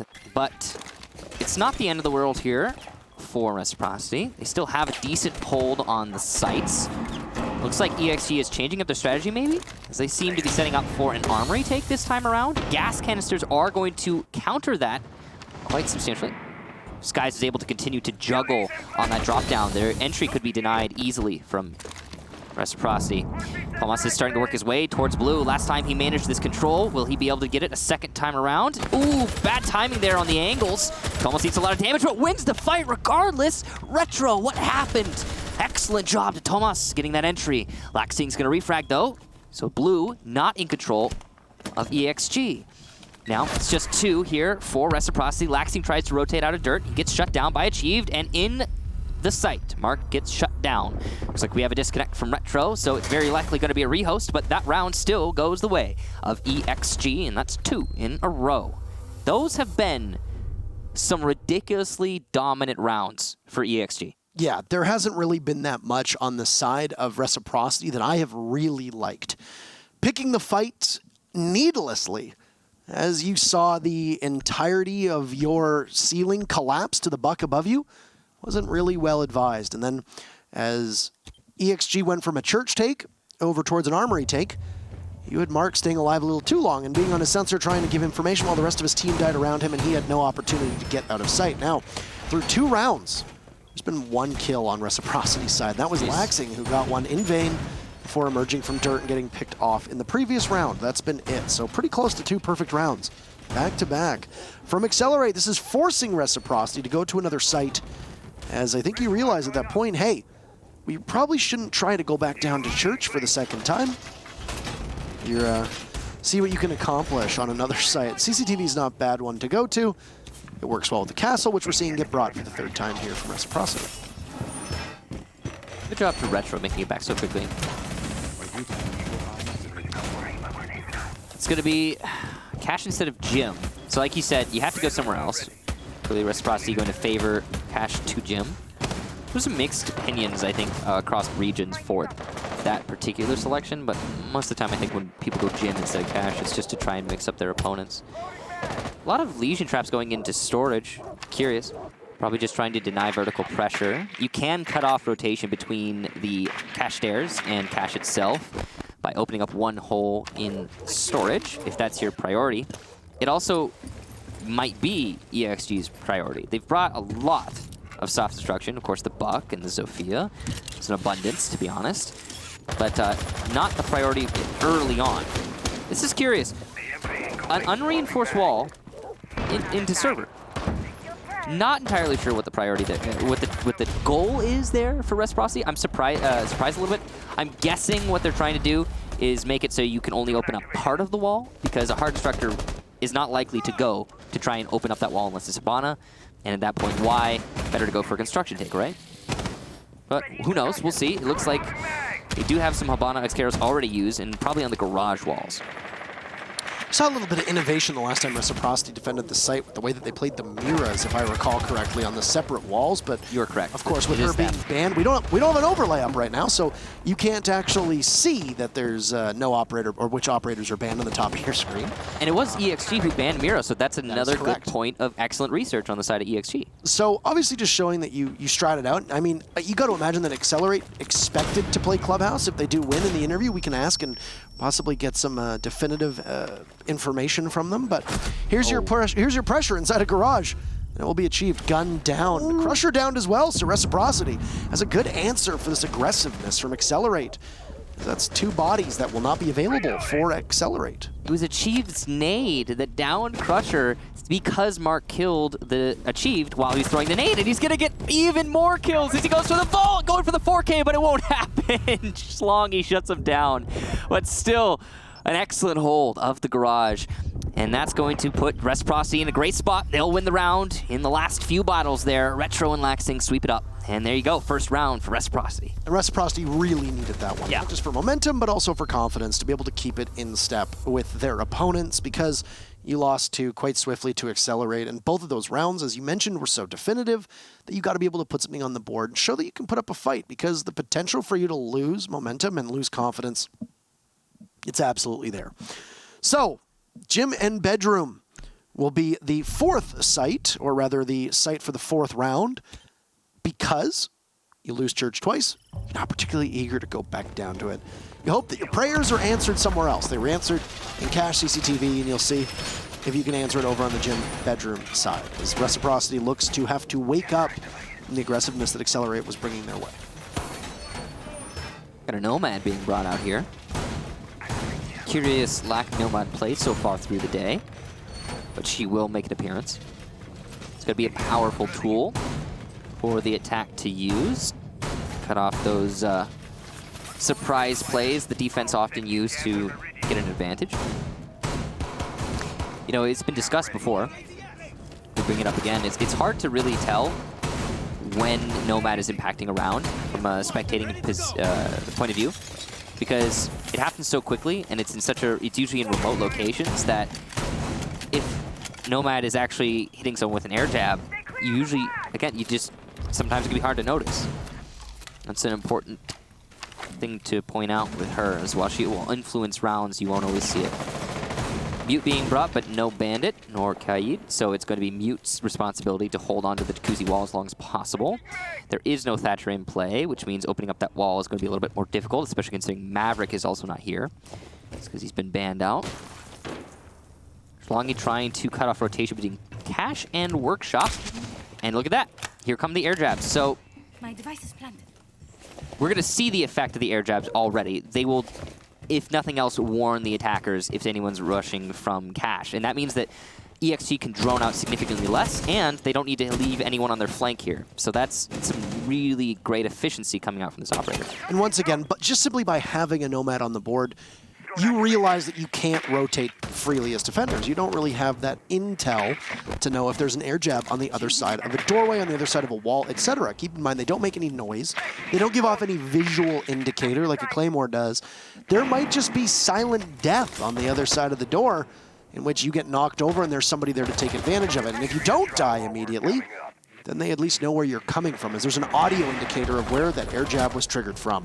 It's a run out from Laxing that sometimes that gamble can pay off. The double run out, though, is not expected, as there's a second Foxay pops out the window and guns down Tomas. So a late trade of sorts is achieved. He has one frag grenade left, but he knows that there's an ADS down there. Retro peaks, and there you go. EXG regains the lead. Still control of Cache here for EXG, but they haven't been able to eliminate the player in Workshop. That's Mark, and he's doing his best to just hold on for dear life. If he can deny this entry to EXG, then he should be able to give his team a crossfire on the actual site. But he's been marked, and it looks like he's going to fall back. Probably the right call. Biologic making his way up the main stairs. We'll get one and a second there. As he goes for the third, he runs out of ammo. Foxay shuts him down. 1 versus 3, but winnable, certainly. Not challenging the right angles, but oh, opportunity missed out on. And because of that, Crusher gets shut down. The shotgun is the perfect weapon for Foxay to win this round with, if he plays his cards right. He only needs to hold on for 30 more seconds. Nade's coming out here, but there could be an ADS, but no, it's not going to be there. Bad cook, though, and Foxay will survive. Only a little bit of damage taken off of his person. Missed shots here from Achieve, but he finally lands enough to get Foxay, and no clutch for the excellent smoke player on Reciprocity. EXG wins another round. It's got to be tough knowing that there's air jabs in play. You know that there's still drone work on you. And that was something that really needs to be stated from Accelerate, was their drone work. There was a drone that was kept inside of logistics that was able to spot out Retro's position inside of that little cubby just next to office. There was also a drone that was used inside of construction that was marking the Maestro that was being played in there as well. So with Accelerate, not only are they winning their gunfights, but they're also winning this information war against Reciprocity. By finding Reciprocity every step of the way on their drones, being able to mark them and being able to understand where they need to push from, and then it just falls down to the individual effort from EXG to be able to get the kills onto Reciprocity. Foxay came tantalizingly close to being able to lock that round in. Keep in mind, he also had Diffuser down inside a gym, so he could have just simply camped on that Diffuser. possibly force them all to fight him, but there was still the grenade on the board from Achieve. There was still a drone in play as well, which is a little bit odd to have a drone still available in the final 20 seconds of a round, but it was still helpful nonetheless for the Nomad to be able to go on that to help Achieve to be able to find that final kill. Fox A just moving a little bit too much. But ultimately, that game, that match, or that round rather of this match, was won and lost in the transition over towards construction. That Maestro's inability to lock it down and the pressure into Office, those two coming together, is really all of the story that we saw for Reciprocity. You are now going down to Church. Somehow Retro has eaten about 50 HP. Uh-oh. Already. Must have been an impact or an accidental shot to the leg or something, but yeah, it's not a good start for Retro. Maybe he was running back down main stairs when Biologic was opening up this wall. That would make sense. He ate a shot or two from the R4C. Anything's possible. Anyway, damage done, and EXG have control of the top 2 floors already, whether they know it or not. These barricades are likely to distract EXG for a few seconds, if nothing else.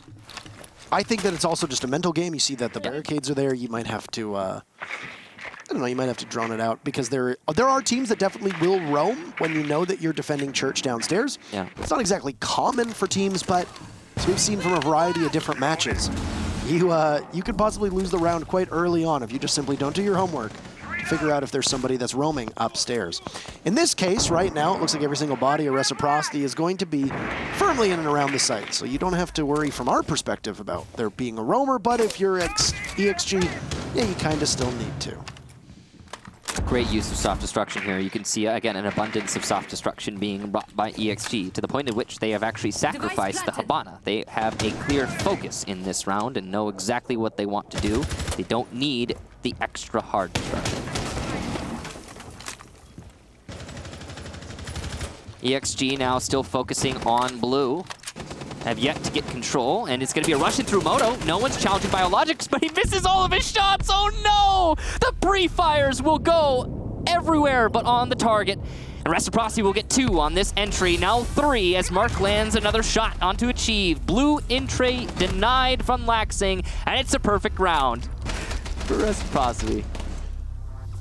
I see what they were trying to do. Yeah. But it didn't work. No, it did not. He sprung on in. You heard the sound of the starting gun.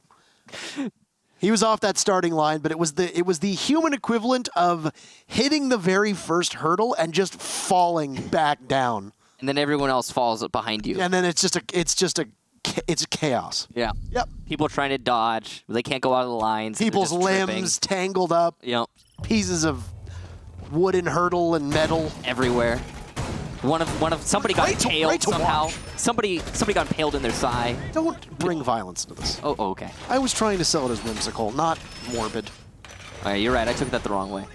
But yeah, no, it was great to watch. You got off the starting line real fast. It was and then really- you immediately hit your hurdle and you trip. The interesting thing to me is that Reciprocity wasn't challenging at all the Moto doorway. Reciprocity just sat there and waited. Yeah, and they won. And then every single member of EXG came on in. They lost every single one of EXG's gunfights. Lost. You went 0 for 5. When you had the advantage on at least 2 of them in particular. I don't think they were expecting Biologic to fizzle out like that. Fizzle out is a good way of putting it. Yeah, he shot Flamed out. he shot off every bullet on his R4C, and nothing happened. If only he had an ACOG on that thing.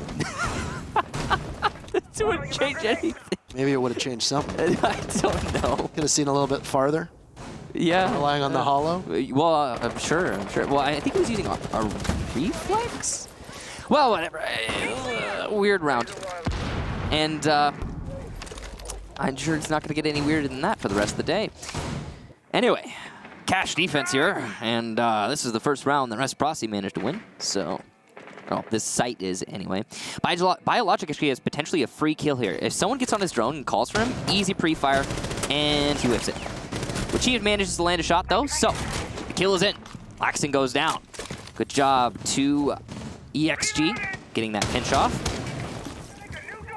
Now they're trying to open up from below. This is what we expected to see from Buck last time Reciprocity went here, and it's happening this time. So Better late than never. Fox A in garage, very dangerous position, and he could be caught out of position by Crusher, but he did impact one of those exothermic charges. I was going to say, this is basically just like some kind of stead right now for Fox A, where he realizes that there's a good opportunity he doesn't make it out of this alive, as now there comes more pressure from Lounge, and unless somebody from Reciprocity is able to watch that well, it's going to be a very difficult and harrowing prospect.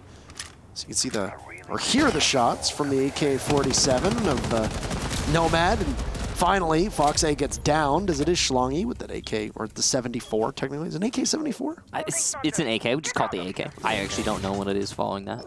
74. M. Yes, it is. 74M. Yes. Oh no, marketing very aggressive onto the Nomad. Schlongy will get finished off as he re-peaks. For reasons unbeknownst to us, is next up on the docket is Crusher down below, and so is Achieved, as Mark is going to get felled. That ADS had been bled out earlier on, and now you see the control that is had of that rafter. Unable for Skies to hit the shots all the way on in. He's got 1 HP, which will leave poor little Retro inside of the site, as he is going to have quite a hurricane arriving at his doorstep. The good news is, it does not appear that either the default cam or the Evil Eye that is still in the garage has been taken care of. There's going to be plenty of information available for the rest of Reciprocity, all 2 of them, to deal with the Accelerate team. But it's the final round of defense for Reciprocity here. Accelerate looking to put this one away. Got a really good chance of taking it. Retro gets a free kill there on a Biologic. Crusher starting to work his way in. Gas canister's not perfectly placed to deny this plant, and Crusher might be able to get it with ease. Thomas has the rotation on lock. He's missing some shots, but the defuse plant goes down. Skies will get the frag, though, on the planter. Thomas eliminates Skies. It's just Retro. He's already managed to get 1 in the situation, and his teammate supporting him well. He's going for those 2, but he has to find the angles, and thus far, they have been elusive. Achieved waiting for the run out. Must have heard those shots from behind, but does not flinch. Oh, what a shot from Retro.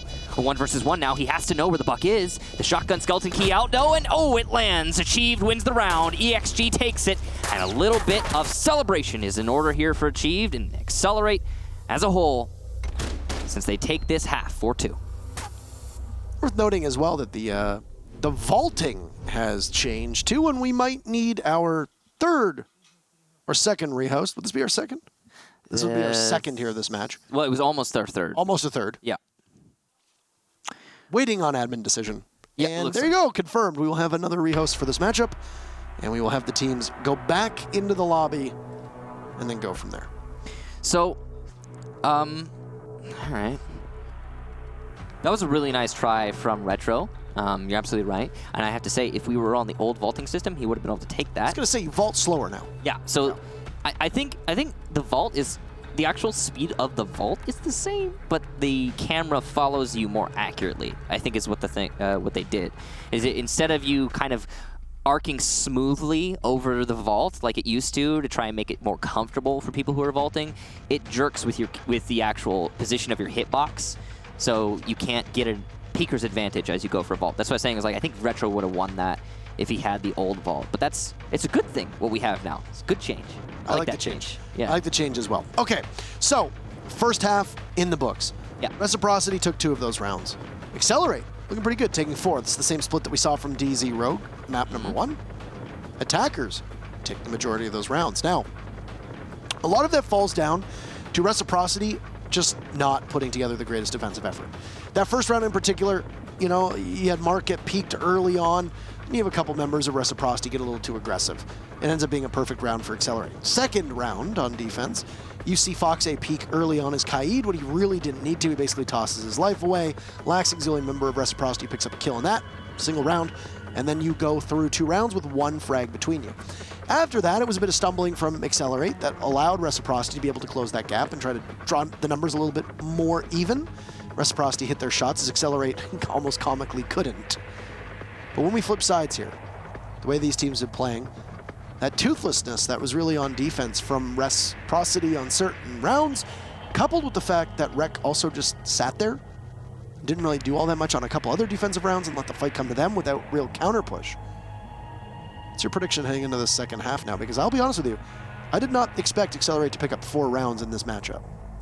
To be honest, I think Reciprocity is not really working as a team right now. I've seen a lot of individual performances. Like Mark, for example, he was playing as Maestro inside of Garage. It honestly looked like Mark was really on point. He was landing his shots, didn't get a whole bunch of kills or anything like that, but he seemed focused, determined, and he was aware what his job was to hold the Garage rafters. Fine, great, good job to him. But he had already lost a Legion underneath him, and where was the support from him while that engagement was happening? You know, there's a lot to be said about teamwork, and very little has been shown by Reciprocity through that first half. So I think what needs to be changed here is a little bit more coordination, working with each other, and I think that's definitely going to be possible, though harder to achieve now that they're going onto the attacking side. Yeah. So all of our theory crafting leads us up to this exact moment as we get underway. So, looks like it's going to be basement, and so the alibi being brought hints at a roam upstairs. That's what we've seen alibi used for in the past. I think it was Cantor Raketti who made basement clubhouse defense with alibi on the top floor a popular thing. I think we could say that, Canto. But it's been used by many other teams in the past. You could also just bring an alibi, throw your prismas upstairs, and then be like, haha, I'm roaming upstairs when you're not actually. And use her utility down in the site. Either way, whatever you want to do as a team, you've got your options. And yeah, MP5K on Thomas, which is interesting. Usually it's the shotgun. Also neat little change there. He's expecting to play some longer angles, I'm guessing. Looks like he also will be putting some mute jammers upstairs. That is to support the potential roam, or if nothing else, deny that the information to the attack, whether there is a roam or not. Setting up a diversion. Though it looks like there will likely be.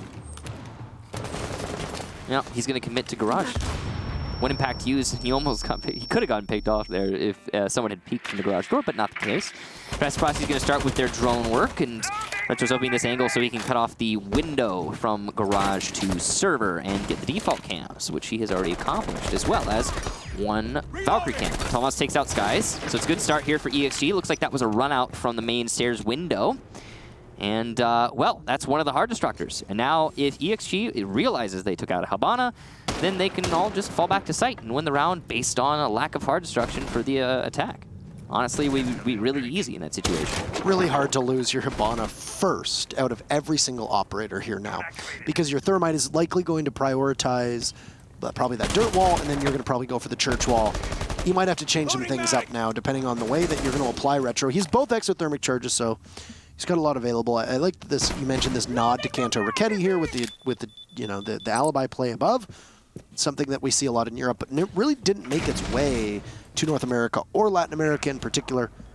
Alibi providing not the greatest utility, but overall a good kit outside of it. He had it's distraction utility. Bad timing, speaking of, for Tomas as he goes for a C4 above him, but gets eliminated by Mark. Good coordination there for Reciprocity. So you got that going for you as the attacking team. One pick in exchange for your losing your Habana, but it's still advantage defense, as now only one of or two drops can be opened up here by Reciprocity, depending on how they choose to use their exothermic charges.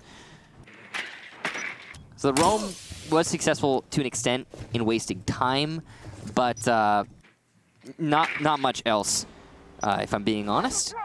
The run out from Thomas was the real victor there. Yeah. I mean, you have to give a lot of credit to Reciprocity if they're able to rotate back and accomplish something now that they had such a loss, but they're going to be gifted a victory in the fact that this stock hatch has not been reinforced. Neither has the... I think it was thermited. Was it thermited? I was going to Yeah. say, now, it didn't look like it at the time being, but yeah, it does appear that they were able to get that one down, and now you might be able to use, if you have a second exothermic charge, you're going to have to do it on the church wall. That's exactly what's going to happen. No bandit in play, so no real worry about if there's going to be a mute jammer. Crusher does throw an impact out, though, and it looks to be successful in taking the exothermic charge down, and that is a major thorn in the side of Reciprocity. Keep in mind that Accelerate doesn't have to do too much in order to grab 1 point here. They've only got to collect 2 rounds. Schlongi's going to do his best to keep it in tow as he takes out 1 member of Reciprocity. 2 more will fall to Crusher and Bio, and achieved, providing excellent coverage as an alibi gets back to site safely after a bit of expedition on that second floor, or exploration on second floor, and there's not that much that's going to be able to get put together from Reciprocity. Ultimately, you called it. That round almost completely sunk by losing the Hibana first and foremost, and now Reciprocity knocking on the door of at least 1 point here in this matchup against Rec. Or Accelerate, rather. My apologies. Yeah. Accelerate is looking at 1 point. Yes, they are. They're very, very close. They only need to win the 1 round, and they're going to be going to cash for their next defense. That last round, again, as we talked about, the pick of Hibana being huge. Reciprocity adjusted their strategy accordingly. They went for a Moto to Church Wall Take, but an impact trick stopped them dead in their tracks thanks to the Mute Jammer delaying the Thermite charge long enough for the impact to come out. Following that, there was not a lot Reciprocity could have done to recover that round. It's possible they could have fragged their way in through the Moto door and the hallway, but that would have required serious negligence on the side of EXG, of which there was none in that round. Excellent hold from EXG. They have clearly done their research. I think in that last round, the research was less apparent. They just set themselves up and it worked. But in the first half, the way that EXG was playing, yeah, they know what they're up against when they're playing Reciprocity. And it seems like Reciprocity are not playing very well as a unit right now. Again, I'm seeing a lot of seriously focused faces in terms of, metaphorically, in terms of how Reciprocity are playing. But individually, not as a squad. And that's going to detract from their potential in this match. They need to shore that up. I mean, there are players on Reciprocity who feel like a deep commitment to the match they're playing, and that kind of emotion can really help you in the clutch, but can also be your undoing if you start to lose things. And you start to lose the plot, pretty early on. Sky's actually sustaining a bit of damage, and it's important that he stays alive this time, as it's a cash defense upstairs, with Accelerate looking to try to grab 1 point in this particular altercation. Surprised almost didn't get picked off doing that. I would have expected Mark to try and contest the impact trick. It was not successful. It was successful the first time, not the second time, but they knew it was happening. It was on drone. Mark could have punished him for that. Didn't happen. So we've got Garage open, and there's no one from the defense playing it. We've got... Oh, actually, there is. Biologic is rotated in. He's playing Rafters as the Doc. This is dangerous, but he could do a lot of damage. When he plays his cards right, he's not going to land the shots, though, and Fox A will. 25 damage done, but that's not really a lot. Achieved, though. Ooh, could be a thorn in the side of the attack. Gets the C4 off, maybe just to kill someone sending those stairs. Skies goes down. Excellent play here. C4 to follow it up, and it will not land, at least not enough of it, to get the kill. A little bit of damage done to Fox A, bring him down to about 50 HP. He's bought a ton of time for his team, though, and you can see now with Schlongi also moving on out, this is going to be a full court press here for Accelerate, as they are just bringing the heat to Reciprocity. And 2 key members of Rec being off of the board, that's problematic. Got frag grenades that are not available. You still got smokes from Mark, who's now in the middle of the site, gets crushed by Crusher. Laxing will refrag onto Achieved, but still Accelerate looking to hold on. Retro with a great shot into Tomas. Reciprocity actually putting together quite an impressive resume here, as it's now Crusher. A nice shot of his own onto Retro, and Laxing not able to accomplish much. That's 6 rounds for Accelerate. They get 1 point at minimum. It was funny, 80-some-odd% of you folks, 83% I believe? Yeah, 83%. Said, hey, we think Reciprocity is going to win. 83% thought Reciprocity would win, 11% for EXG. And we are on match point Accelerate Gaming. This is the research, folks. Accelerate really did theirs. It's paying off. And on top of that, they are landing their shots with confidence today. It's impressive to see. This is a different kind of Accelerate. And again, Reciprocity not showing up the same way they usually do. So it's a bit of both, but you can't take it away from Accelerate, pushing us all the way to 6-2.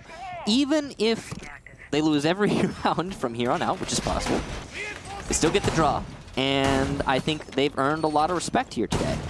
As we were talking about in the pre-match, Reciprocity have just been on the up and up, non-stop, since this season started. And, well, yeah, Accelerate haven't shown us a lot. They're showing us something here today, and it's great to see. Oh my. It sounded like he took damage, but he... It's from the shotgun blast that was going on behind him. Just taking ever so slight bit of damage there, but of course Castle... But it really stung. Castle is probably one of the greatest overactors in the history of gaming. I mean, like, imagine a pellet hits you and it doesn't actually do damage, but it would still hurt. It would hurt. I would scream. The Twitch drone tases him. Same sound. Yeah. True. The last 2 times these teams met, it was Accelerate versus Reciprocity in week number 1 on Consulate. Reciprocity crushed them 7-2. We are looking like we might have the exact same thing, but on the other side. Yeah. With Accelerate and a 7-2 potential. What a turnaround, huh? It's quite the turnaround, and you know, with there being a successful run on the sites, it now puts Accelerate into Gym Master, which is the one site that a lot of teams tend to lose. You know, you expect that they'll win Cash, that they'll win Church. They lose Gym Master. This is the real test here for Accelerate, is if they can hold on. And if you look at the lineup that Reciprocity has, it's good coverage. You got a Zofia and you got a Buck that can deal with all the destruction you need. Of course, you got the Thermite Thatcher just to be able to open up the Jacuzzi wall and maybe open up a wall in construction if you really need to. You got the Jackal there as well. Soft destruction in the shotgun and then the smokes too. You put one of those 2 destructive operators, a Buck or Zofia, on that logistics wall upstairs over the hatch, and there you go. Instead, Accelerate's put a lot of emphasis on the Cache CCTV side of things, which is not where that site is. It's requiring the utility from Reciprocity to be used early on just to wrestle some map control away. This bodes well for when the site push happens on EXG's side. I really want to know what EXG is going to use to deny the Gym plant, because that's clearly what Reciprocity are setting themselves up to do right now, plant inside of Gym. There also seem to be a lot of tools on the defensive side to accomplish that goal of denial.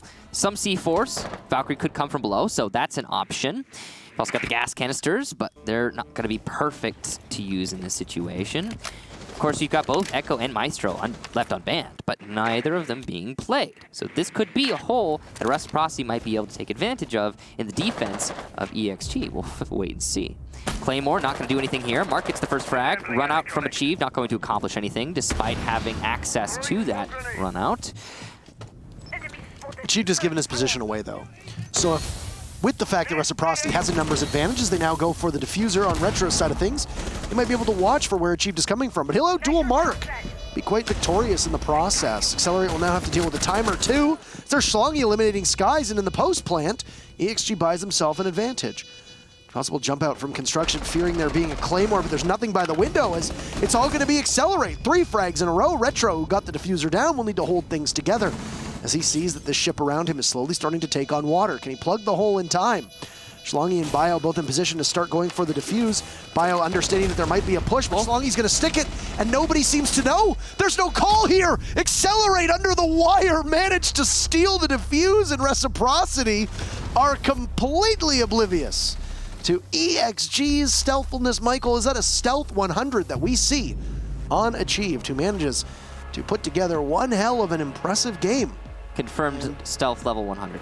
7-2 for Accelerate Gaming, and Reciprocity taking a big step backwards, especially knowing that they've just been vaulted over by Dark Zero in the standings. You got to be able to win these if you want to be one of the 2 teams to represent your region at LAN. Today won't be the day for them. Accelerate Gaming, a huge 3 points. Yeah, I gotta say, he's taking a step back. If I look at that, I'm imagining that it's a lack of preparation on the side of Reciprocity, a lack of expectation, given they're playing EXG, which is, I mean, they're close to the bottom in terms of North American standings right now. And on the other hand, you have EXG, what we discussed in the pre-match. They're going to be throwing everything at this match, everything they possibly can, because again, they're not really fighting for a LAN spot.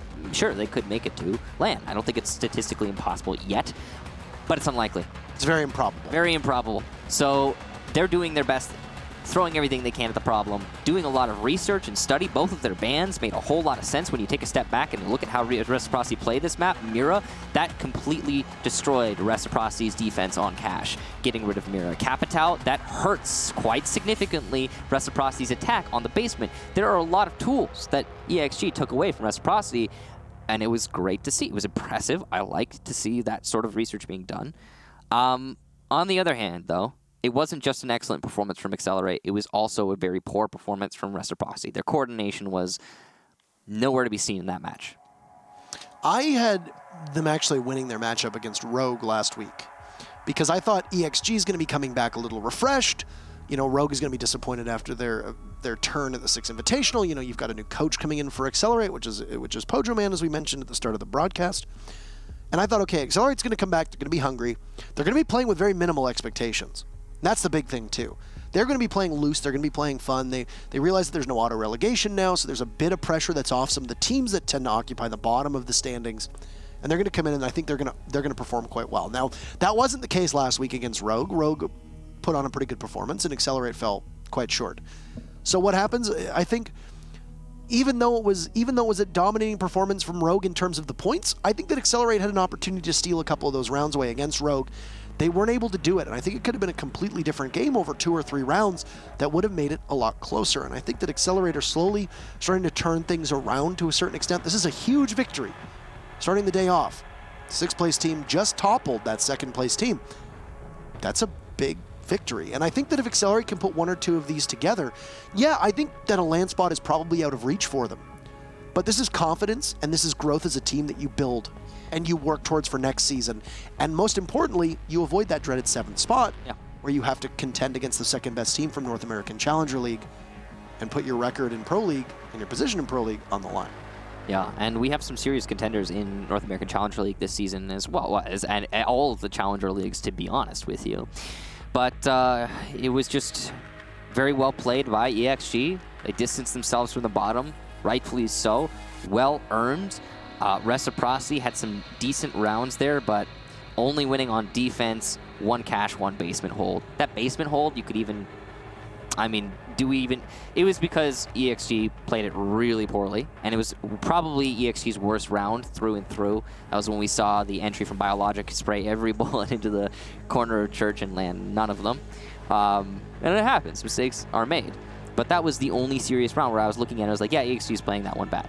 Other than that, I think that EXG was pretty solid through the whole match, and you got to give props to them for never starting to trip up. Usually when teams that don't usually see this kind of success, going up against Titan teams like Reciprocity, usually when they put themselves up 6-2 or 5-2, they start to trip. Not the case here. Perfect. So our interview is ready. So we'll bring up Accelerate Gaming onto your screen and be able to ask them some questions. I am now on Accelerate Gaming. Hello, Parker. How are you? How did you like the match today, Michael? It was good. We prepared a lot for that match, I gotta say. A lot of research being done. We're very proud of ourselves. I think we earned that one. Reciprocity are great, though. They're an amazing squad, and I don't want to take anything away from them. I think that they weren't prepped for us today. Okay. Now, when you were going into Clubhouse, how did you prepare for that matchup in particular against them? Again, we did some research on the VODs, man. I mean, it was pretty obvious that Capitao and... Oh, hey, there, it's happening now. Mr. Pojo Man himself, congratulations on your victory today. Now, you didn't actually compete, but it's nice to see you again, old friend. Well, it's nice to see you too. Well, I don't think you can actually see me, but I can't, but I know what you look like. It's fun. Thank you. You just put a stock picture of me up on your wall or microphone or our monitor. Now, I want to talk about this matchup because Clubhouse tends to be one of Reciprocity's better maps. And you literally stormed in and you crushed them 7-2. Now, when you go up against preparation against them, both Michael and myself talked about your bans of both Capitao and Mira. These are obviously very deliberate bans. What was your thinking behind taking them out of the equation, and how would that change Reciprocity's playstyle that you could capitalize on? Well, we knew the Mira ban would really affect the cash defense because they like to bunker up with the castles and the mirror up top. So we just kind of read into that, and we figured that would mess them up the most in that case. So that's why we went with that. And the Capitao, a lot of teams rely on Capitao on Clubhouse. So we just figured that would be our best bet because we didn't rely on it. So we just kind of adapted around that. Always a good opportunity to take out an operator that you don't particularly use that you know will affect your opponents quite a bit. I'm assuming you expected to play on Clubhouse given these bans and the preparation for today? We had it narrowed down to pretty much 2 maps. So we were pretty much ready for either one. Now, since you've stepped onto this roster as its coach, you've been able to help grow the players. Michael and I talked about the fact that you bring something that this team doesn't really have and is really desperately needed, which is experience, and the fact that you've been around so long. How has your impact on coach changed, your impact as the coach changed the team, and what's been your biggest focus since you came onto this roster? The biggest thing is communication and just overall teamwork. Like they have a really good base of teamwork communication, but it's it's mainly like cleaning up because like everything's there. I just have to kind of make sure that it's there cleanly all the time. Like main thing is Xbox callouts where they call out like 6 times on one thing. That was a big focus, and I think that helped them quite a bit. Like they're a lot more calm, a lot more. You can actually hear what's going on, hear the calls that are happening. That was the biggest focus for me. Perfect. And then obviously you've had some impact as well, just being able to help deepen the strategies. You know, they had Tomas as their coach. They brought him on. He's had quite an impact on this roster as well. So it's nice to see that you're helping them grow. Last question for you, a bit of a personal question. Will this affect the timeline for the next Pro Digest, or is that still running along on schedule? Hopefully it'll make it go better, but we'll see. Yeah. It's kind of as it's ready. And I don't want to take all the credit strategy-wise. Bio does a crap load of work putting in the time actually getting that done. So it's not all me. It's definitely the rest of the team putting in their effort. Humble as always, and good opportunity actually to say hello and get to interview you here. Now, anything you want to say before we conclude the interview? Not a whole lot. Get pucks deep, get pucks in the net, and plan to win some hockey games. Perfect. The excellent Canadian response from you. I expected that as much. Thank you very much for your time, and good luck in your next couple matches. Thanks, Parker. Yeah, you too. Thank you. I need luck in my next couple matches. Wait, you actually play hockey? No, he was talking about... He did the whole, like, good luck in your next match, and then they say, yeah, thanks, you too. It's like... Oh. It's like when you're out of the airport, and you're, like, checking, you're, like, scanning, they're like, hey, thanks so much. Flight. Save a flight. And you're like, safe flight, and you're like, yeah, You thanks, too. you too. Yeah. But did I tell you Pojo was chill or what? It's good to see him again. I'm glad that he landed on his feet, you know, and I think he does bring a lot of calm to that roster. I think he's going to help them out an awful lot. And today, if there's any consolation, it's a dominant performance. But we still have one more match for you before we conclude North American Pro League, and it's going to be a pretty big barn burner. There's a lot on the table for both these teams and some pretty high stakes. Evil Geniuses taking on Space Station. Up next.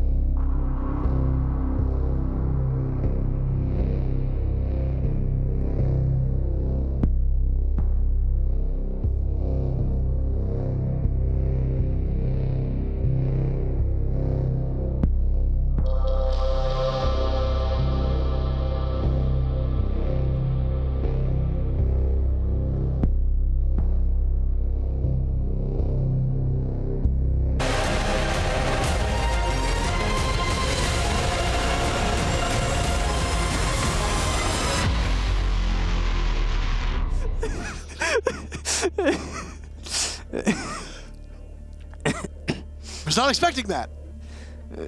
Was really not expecting Hey. that intro. Just a subtle reminder that everything we do is captured on camera here, even when we are not They're always live watching. on the. They're always watching. They're always watching. My name's Intero. This is Kickstar. Welcome back to our final matchup of the day between Evil Geniuses and Space Station Gaming. First map in the books. Dark Zero prevailed 7-5 over Rogue in our previous matchup. A bit of a surprise. Accelerate absolutely crushing Reciprocity by a score of 7-2. A very fast game on Clubhouse, but we have SSG versus EG. And we'll start with Space Station Gaming's 5 gentlemen who will be competing for them. Redeemer was on this roster up until a match ago, and now Brian is stepping in. So, we'll change there for Space Station, but could be quite impactful. As Brian, a very fragger-oriented player, going to be replacing a more support-oriented individual in Redeemer. So this is going to change the entire dynamic for Space Station. We'll see how that plays out in this match today. Their opponents are the team that started the day first overall and were gifted a victory over quote-unquote Orglis last week. Yeah. As everybody will get one so far this season, and they're looking to take back the title of first. They lost it to DZ. After the first match of the day, they have their work cut out for them against SSG. Yeah, SSG, right, started the day in about, I believe, 5th, and while it hasn't been a good season for them so far, that mostly comes down to the draws. They're an excellent team who've been playing very well. Evil Geniuses, on the other hand, have been just earning wins back and forth. No matter who they face in North America, it just seems like they're slotted for the win. You know, you can't shake the sense of them being the dominant side going into each of these matches. But, well, we'll see.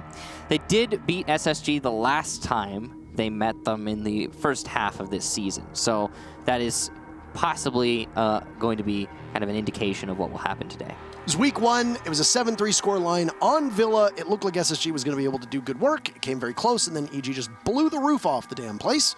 Ended up running away with it. So, are we going to go to Villa this time around? Well, we'll load up the map Vito, and we'll take a look at where we will and we won't play. It's going to be Space Station starting on attack and Evil Geniuses starting on defense, as it will denote at the top left and right-hand side of your screen. And we'll wait for those bands to come in, determine where we're going. It's going to be Oregon and Villa blocked out, so we don't have to worry about going to Villa this time around.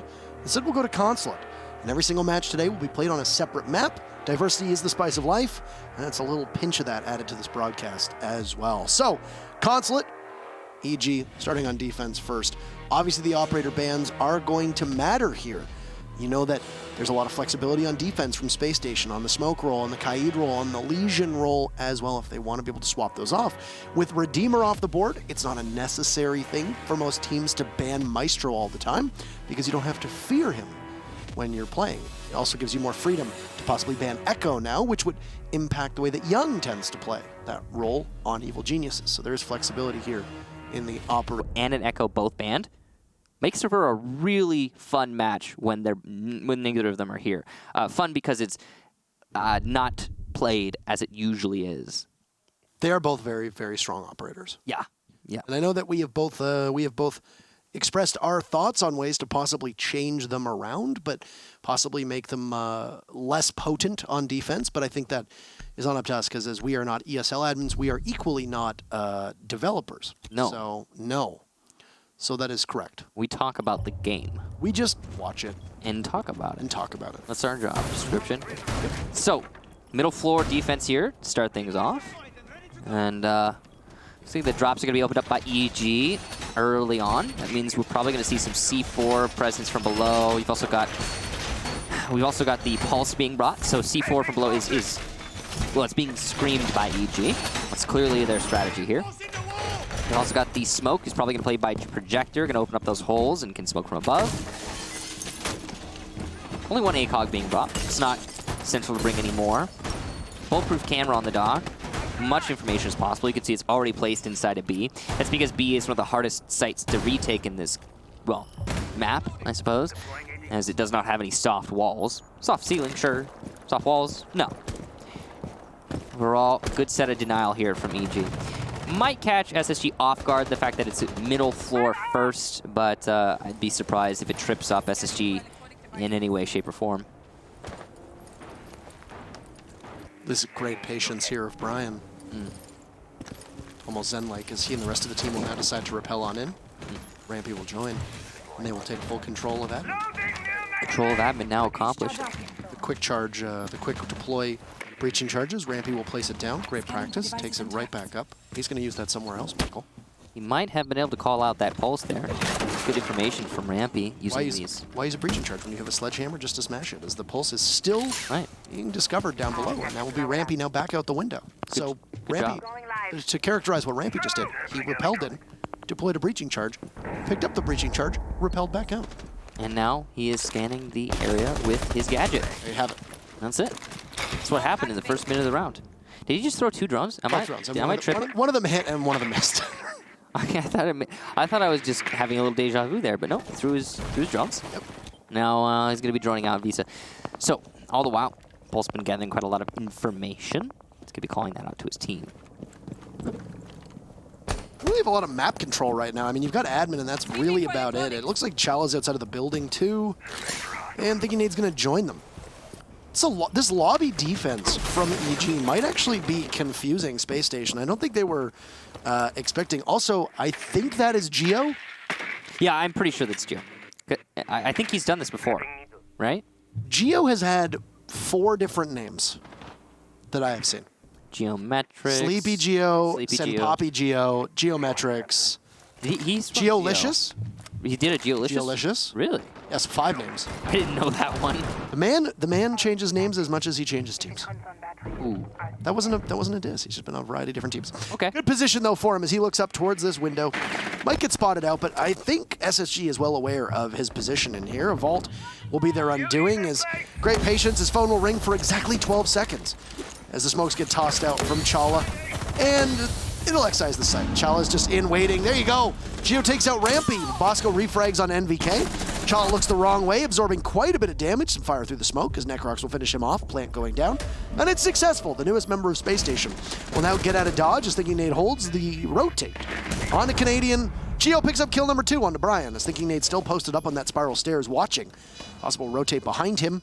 So whether or not there's going to be a flank, and that will be Thinking Nade's job. Bosco is still up, so the dual SAS operators will be here tasked with protecting this diffuser, with 3 members of EG to try and locate them. Diffuser is at halfway range, no counter diffuse or disable for the time being. Thinking Nade just coming on up. Necrox will take out Bosco, and now Young will stick to diffuse, waiting to see if Thinking Nade can do anything about this. But he's too distracted. He doesn't know, and he's cut down by Necrox, and EG will hold on. A great post plant. SSG does get that diffuser down admirably. It was a Pyrrhic victory, bleeding out too many resources. And EG responds in the perfect way possible with good coverage, using their numbers advantage. Space Station committed too much to the initial push to guarantee the plant. Evil geniuses retracted the fuelers, sensing the danger, resulted in EG retaining enough of their manpower to later retake the site and get the disable off. Nice attempt there from SSG, but a very good read by Evil Geniuses, have to say. And that allowed them to get the win. They'll be going to the top 4 now. Usually the #1 site on this map. No castle being brought here. Be a little bit more of a fluid defense, likely, from Evil Geniuses. Castle's not essential, of course. Try and stretch the imagination. Especially not considering the way that EG wants to handle this so far. They've been playing a little bit more of an off-site type defense. At least that's what they displayed to us on the first round. They're also going to be setting themselves up for a similar strategy here in this round. You see they're opening up the closet walls. They can play on yellow and deny the B windows from the yellow staircase using this setup. Valkyrie, of course, being brought because she has not been banned, and on Consulate, she's one of the most powerful operators. There is an IQ, though, and it's likely the IQ will be played throughout this match, though Rampy hasn't had the best record on IQ so far. Did not call out that pulse, it seemed, early in the round, last round. A little bit of a lackluster information gathering. They knew where he was for the first half of the round, and then the transition just didn't really land, and Rampy, ironically, ended up being the one who got killed by him. Yeah. It's like, you used 2 drones, Rampy, you had the sensor, you knew Geo was down there. All you needed to do was go back on, and you would have had a pretty good idea.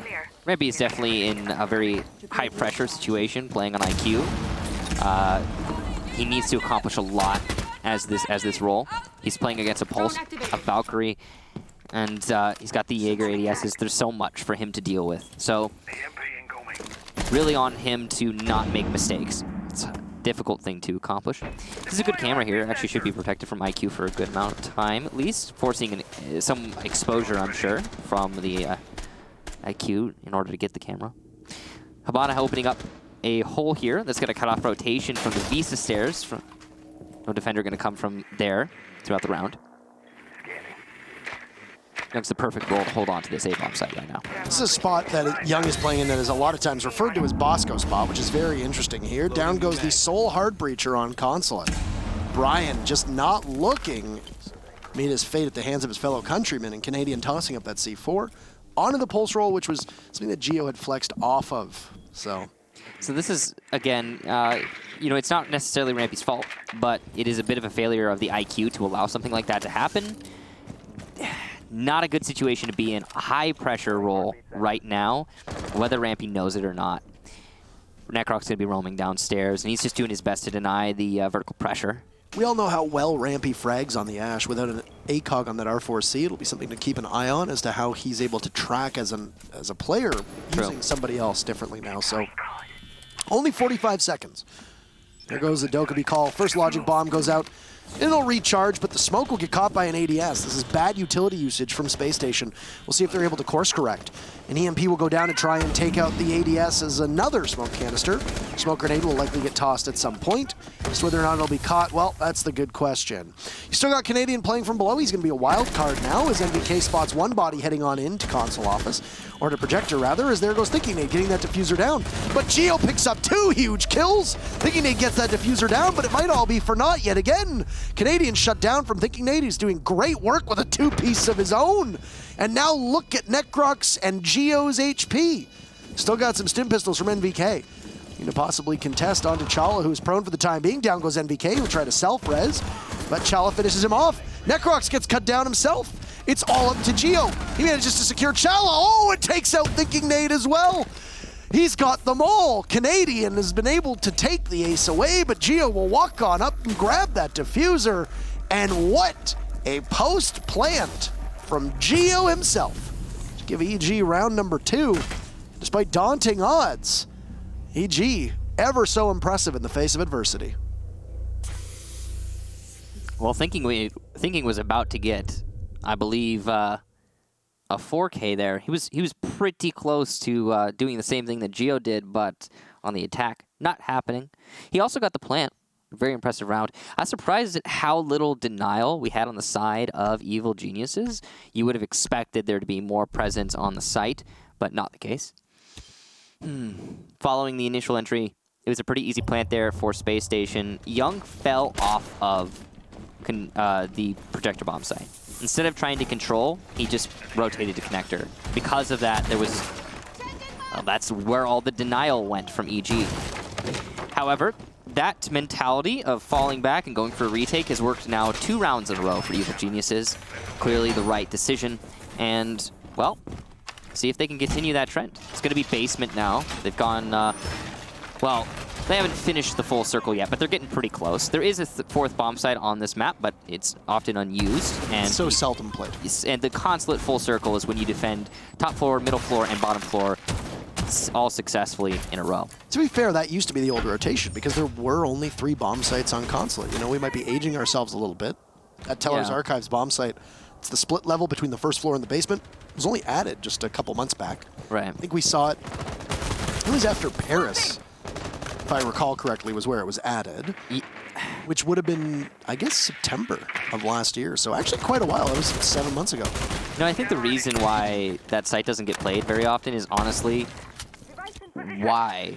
I think a lot of teams figure, why would we try to spend time practicing that site? I mean, and we have seen some squads actually force it out, like G2, for example, way back when it first came out.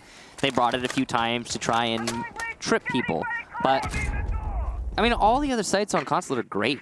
You know, middle floor, top floor, bottom floor. There's a lot of variety of strategy on how to hold them. A lot of teams enjoy holding them. So why would they go out of the way? There's a logic bomb just to try to figure out where the roamers are that are being played off-site by Evil Geniuses. Right now, it hasn't really done all that much. It was Canadian who was playing aggressively upstairs. He looked like he might have been hunted down by Rampy. And that won't be the case, as Canadian is going to continue to just exist. He's heading on over to Zulu downstairs, where he's just going to sit and wait for the time being. Detected a bomb. Expecting some presence on yellow stairs, but there's nobody nearby. Rampy's the closest, and he's a room away, and he's not going to bother with that yellow stairs at all. Still 1 logic bomb available as well for Chala. As we'd mentioned, one had been used just about 30 seconds ago. You're probably going to need that as you're getting the plant down. If you're EG, you're going to want to try to drain out this utility, if possible. But right now, SSG, their entry has not been very successful through 3 rounds. Through the first 2 rounds, it didn't do all that much. They scrambled to get the plant down. They did it successfully. Both rounds, they got the plant down, and NVK cuts down Bosco. onto the Nomad. It's going to be flank denial gone and a big hole to fill for SSG. This is a roamer inside a bathroom, and there's 2 minutes already expended from SSG, and they haven't taken care of the roamer in bathroom. NVK will fall back because he has no reason to stay in bathroom anymore. Whether or not he's feeling pressure does not matter. He can simply hold from the site and win the round on time. EMP's going to the garage. There is no thermite here, though. He hasn't been banned. He just hasn't been brought. So it's going to be Habana to open up the garage. A little bit of an oversight, I'd say, in terms of utility from SSG. They knew it had to be either the new bomb site or basement. You would probably bring a thermite in this situation, given that information. It's Chala who usually plays the thermite. They've got him holding that diffuser. He's going to be playing the Dokkaebi this time around. It's not a lot of time to work, but there you go. Rampy trying to keep this even. He shuts down Young. You're going to need a couple more of those if you're SSG, because your biggest issue is going to be that you only have those Habana holes to get with. You're going to try to salvage something here. Chala goes for the plant, abandons it. Canadian is still nowhere to be found. Close to sight. Both teams will trade one body off, thinking Nate is getting the diffuser down. Necrox takes out Canadian. Oh, no! And SSG manages to somehow pull a rabbit out of the hat. That looked like it was almost certainly going to be an Evil Geniuses round. Unwise team kill from Necrox, but so the rest of SSG, just good coverage, holding down the garage itself and allowing Thinking Nate to try to get the diffuser down. The first round for SSG on the board comes at a good time. That was a messy round. We have those from time to time, and that was up there. Team kills happen. A little bit of a whoops there from Necrox, but it's, again, it happens. The overall round, though, it seemed like Evil Geniuses were going for a little bit of a hands-off strategy again. Wait for the plant, go for the retake. But they had too much manpower exposed, too many early picks from Space Station.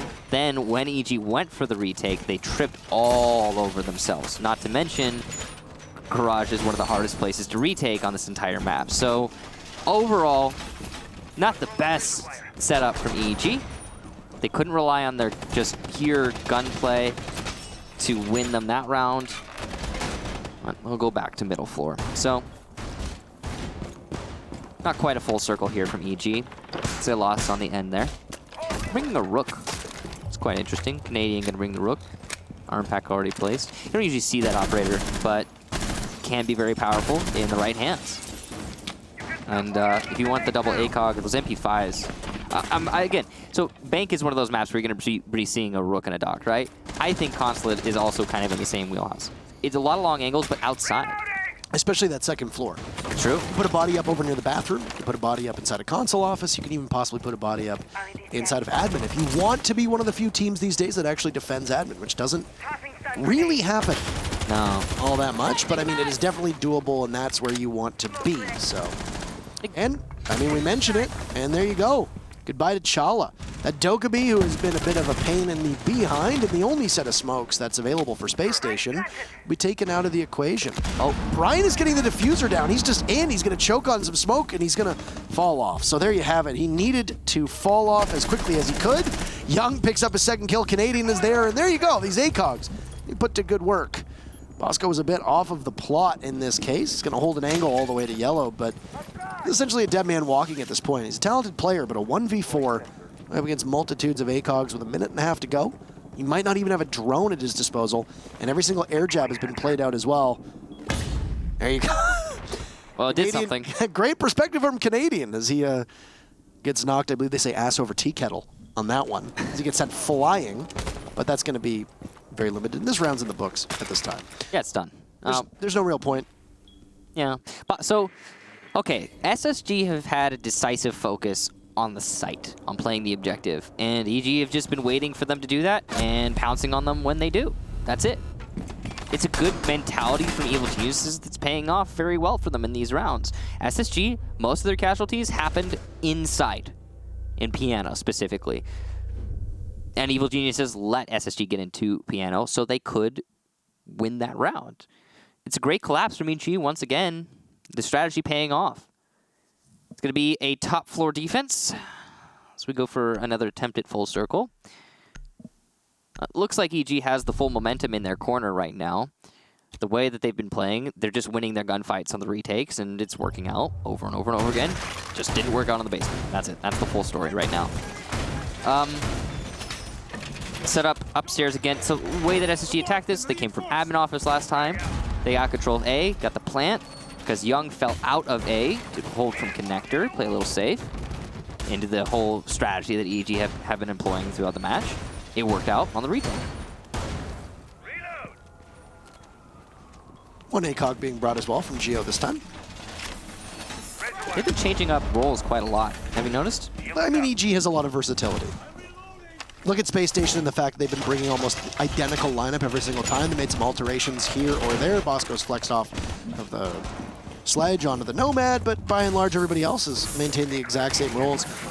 The Canadian even said in an interview that it was both him and Geo who typically end up being those 6 picks. So there you have it. I also mentioned that very few teams defend admin, and what do we have in front of us? It's an admin hold from Necrox. I mean, you're right. It's a rare thing to see. You also had Geo playing behind that deployable shield, Yeah. leading into the staff kitchen. Look at that. It's a difficult hold. Most teams treat admin control for the attack as a foregone conclusion. They just say, oh yeah, we're not going to worry about it. Not so here for EEG, but it looks like it's prompted a rotation from SSG. Did SSG just see the hold in admin and say, nah, let's go somewhere else? Is that what happened? I believe they said heck it. Heck it, we'll go for B. We'll go for somewhere else. And probably wise. Yeah. I mean, you saw Geo take down that deployable shield. He's also going to rotate over because EG is likely wise to SSG's maneuvering. And you now have to build over on the other site to realize, hey, it's going to be a console office take. Yeah. And EG is set up 50-50. They had a good hold over towards B if they needed it. And now, additionally, they have one over towards this console office all over here. Or rather, they had one on A and B. As you can see, Cubby, not reinforced. They've shot out the bottom of it. So if there is a push from SSG, EG can retake it from Yellow Stairs. If nothing else, I appreciate that SSG didn't waste too much time with admin office. They made the decision quickly, and they were decisive. Now they have to reevaluate the strategy, though. That's the problem. Create a whole new strategy to attack onto the other bomb site. Necrox is going to Jaeger juggle himself into aliveness on the Yellow Stairs. Canadian will take out Brian. That's a good pick there. Canadian getting very aggressive on those players who are repelling. Bomb located. Just playing inside of B bombs, or yeah, the B bomb site, taking fights from the bomb itself. This is honestly, he should be punished for this, but SSG are not taking the fight and winning it. And so he's allowed free reign over this bomb site. These are logic bombs. Just patiently waiting by the window is going to be Canadian. Keep in mind, these shut off after 12 seconds now, so with the 50 seconds left in the round, this is opportunity for EG to just weather the storm. The storm seems to be picking up speed violently, thinking Nade will sweep Necrox away, and Bosco, the big brain plays, will kill himself, of course. Now, depriving EG of the ability to kill Bosco is, of course, an admirable goal as Canadian picks up a frag of his own, looks for a second on the Yellow Stairs. A repel into bathroom, and Young is going to cover one angle. There's 2 bodies that will be within sight of Young in just a second as another member of Space Station is on the Yellow Stairs. And they're a little sequestered on one side of the map. But Thinking Nade putting good work, and Young understands where Thinking Nade's position is. Young calls out, and he gets rampy as well. And EG will continue to build upon this lead that they have. They are now up 4-1. They have completed lobby and consulate twice. They will go back downstairs to garage, barring a curveball sending us to Teller's Archives. Thinking Nade has been seriously fragging out, but that's about it. That's what we've got going for SSG right now through these 5 rounds. They made an adjustment, all right? They came off of admin office. I like that they did it so quickly. They went for a B take instead. They went on that repel. They were on it within a minute. Great efficiency there from Space Station. And then Canadian single-handedly denied access to the bomb site and access to repel on those B windows, the west side of the building. That's it. That's the full story. Canadian denied that access. They shifted to try and take control of Yellow. At that point, they had lost so much manpower that it didn't really matter. Evil Geniuses weren't even holding Yellow. SSG got control of Yellow pretty easily. It was because it was given to them. And following that, there wasn't enough time for SSG to do anything or accomplish anything. They didn't have enough manpower, and they all just fell trying to push into the building from Yellow. So yeah, it was an interesting lockout from EG, specifically Canadian. You really got to praise Canadian for holding on to B. Great job to him. Individual efforts deserve applause like that, but no, Not a whole lot to be shown on the SSG side of things. We're going to go back to the basement. Only site that SSG has managed to win an attack on so far. This is the last defensive round for Evil Geniuses. And this could be a pretty easy 4-2 split if SSG can repeat their efforts from last time. Though I will mention, last time again, EG tripped all over themselves. So who knows, could be something different. We'll see exactly what happens here. Both teams have made some mistakes. Obviously, Bosco blowing himself up. Yeah. Inadvertent. Necrox killing Canadian. Also likely inadvertent, but who knows? Maybe he was really angry at Canadian at that moment He in just time. really needed that to feed that feeling of bloodlust, you know. But who knows? Last defensive stead for Evil Geniuses. They're bringing a bunch of different tools. Once again, you've got a different lineup for this team. Things look to be pretty normal for SSG. They brought a Thermite this time, which is great. You know, and I've been remarking on Space Station's inflexibility now twice, and I think it really showed on that last garage take. You mentioned that the Hibana wasn't necessarily a great idea. You know, it's going to be a Teller's Archives defense, or it's going to be a garage defense. Bring the Thermite no matter what. It's a good choice. And now they have. Right. That's good. I think that flexibility needs to happen for Space Station. I mean, Evil Geniuses have long proven themselves to be one of the most flexible teams in the region. Up there with Rogue's flexibility as well, even though I would say that Rogue's flexibility actually kind of looks like it's taken a step back. EG has continued onwards. Despite their inflexibility on rolls, at least SSG is still being able to use the tools at their disposal, depending on whatever different compositions they run. Rampy will get lead-off kill on the Canadian, find the buck, or not the buck, rather, find the pulse and be able to take him down. Good job there, getting the early pick, and that's, if nothing else, a C4 denied. Lots of information that won't be gathered by EG, using that cardiac sensor. Just trying to isolate flanks, as you can see from SSG. Good hammer there, but he will not be able to react to the player he sees just below. Better to get away with his life. There is a C4 in the hands of that player, and that's Geo, as you can see. It's one of those things where you at least do it just to put pressure on the team below you. You might not necessarily be there, but the defenders aren't going to know that there's nobody in the presence of that sledge hole. So now you just have EG, once again, anchoring down their positions. And MVK will patrol over on those yellow stairs. He's wide open and exposed, and could possibly be a pick through that gaping hole in the garage. He'll cut down one body of Brian. C4 goes up from NVK, and it will just miss the sledge of Bosco. No damage done. There goes the logic bombs, but EG will be very committed to pressing on out. Be aggressive in this retake as Chala eliminates NVK, and the rest of SSG are just knocking at the door. Bit of a too brazenness from Young, as it's all SSG everywhere. It's all up to Necrox just to hang on. Diffuser going down from Chala, but what's Necrox going to be able to put together?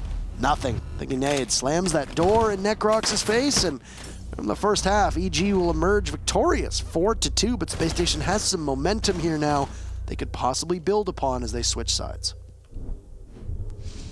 Looks like we will have a rehost, but we'll wait for the admin call on that one. It's a good half from Evil Geniuses, SSG. Props to them for not losing the opportunity of attacking and winning on the basement. Got that twice. If they obviously would be in a 6-0 situation if they couldn't manage at least one of those sites. So seriously, good on them. And they were very decisive in that last round, I have to say. And that wasn't because Evil Geniuses were tripping up. It was just excellent play from SSG. So EG, incapable of holding the bottom floor, SSG having a good attack there. That salvages the match in my mind. There's still potential for EG, or SSG rather, to bring this back in the second half. I mean, I feel like Evil Geniuses is a better team on attack.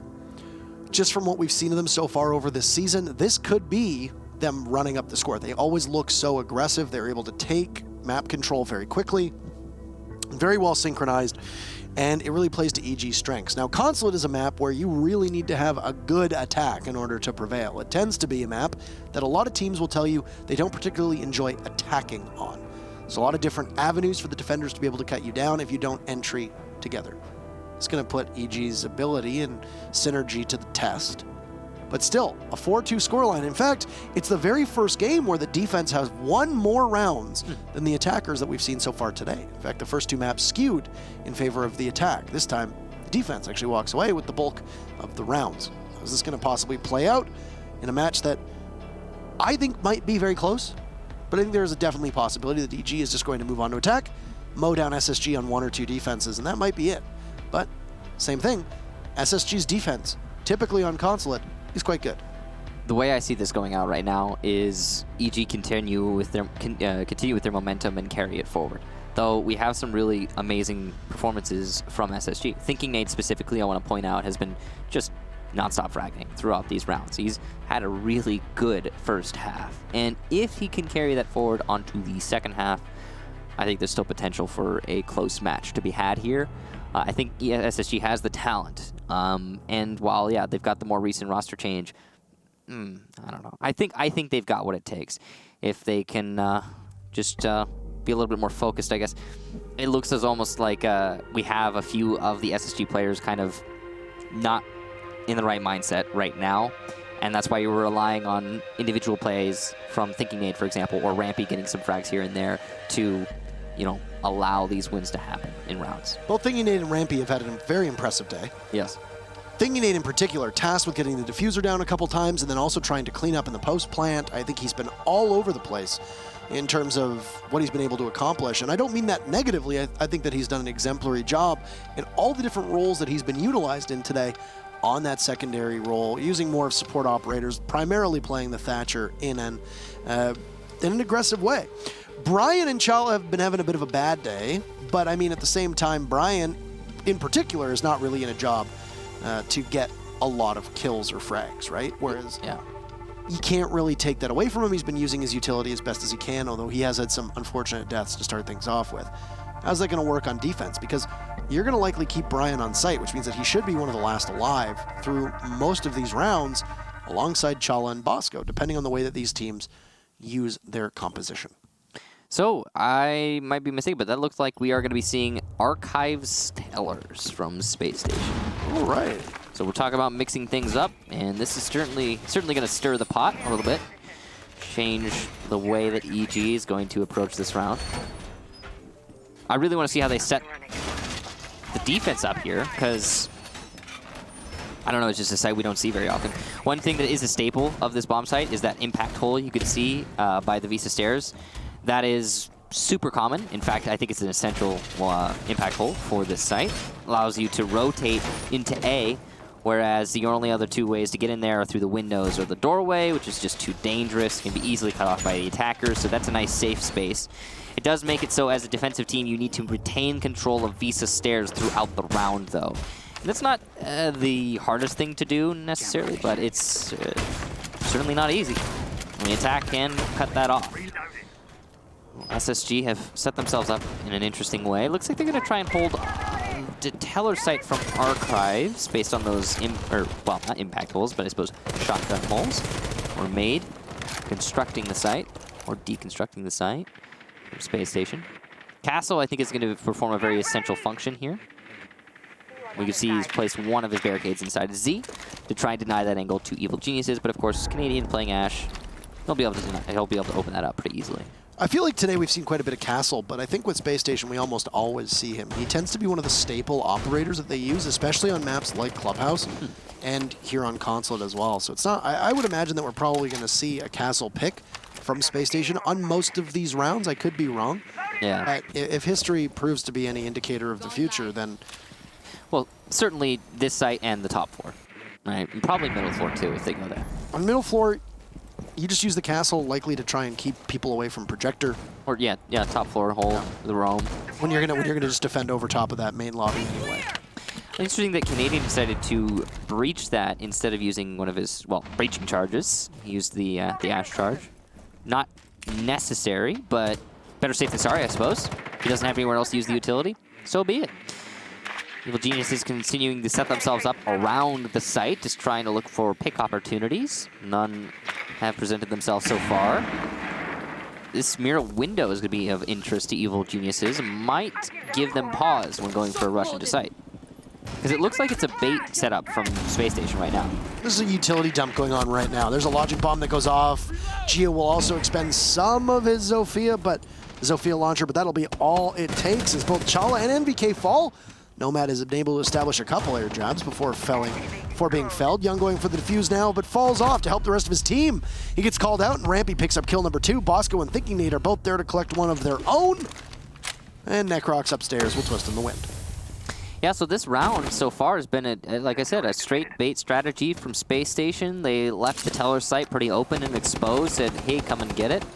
No one really holding on to the site directly, but in the periphery, lots of roamers. We had roamers upstairs from Space Station, roamers downstairs from Space Station. That dropped down in the main lobby, opened up. Ooh, Necrox could clutch this out. That was an excellent shot.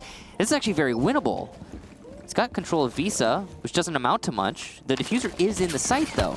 Pressure from the side. Ooh, sees one in the Habana hole and does a little bit of damage, but not securing the kill is huge. He's got to contest the mirror window, which is not going to be easy, but going for... No, what? What is he doing? Necrox, oh no, tries to use his gadget. He's running out of time. He has to go for a plant, but there's someone coming up from behind. This should be an easy denial, and it will be. The C4 and the flank. Necrox saves the KD. You can't blame him. Yeah, you might as well deny Evil Geniuses the opportunity to get the kill. They wanted it. They go for the C4 instead of just possibly, you know, or SSG getting that kill. Yeah. You know, they wanted it. They had the C4 ready for the ultimate BM. Instead of just going for the kill. I think...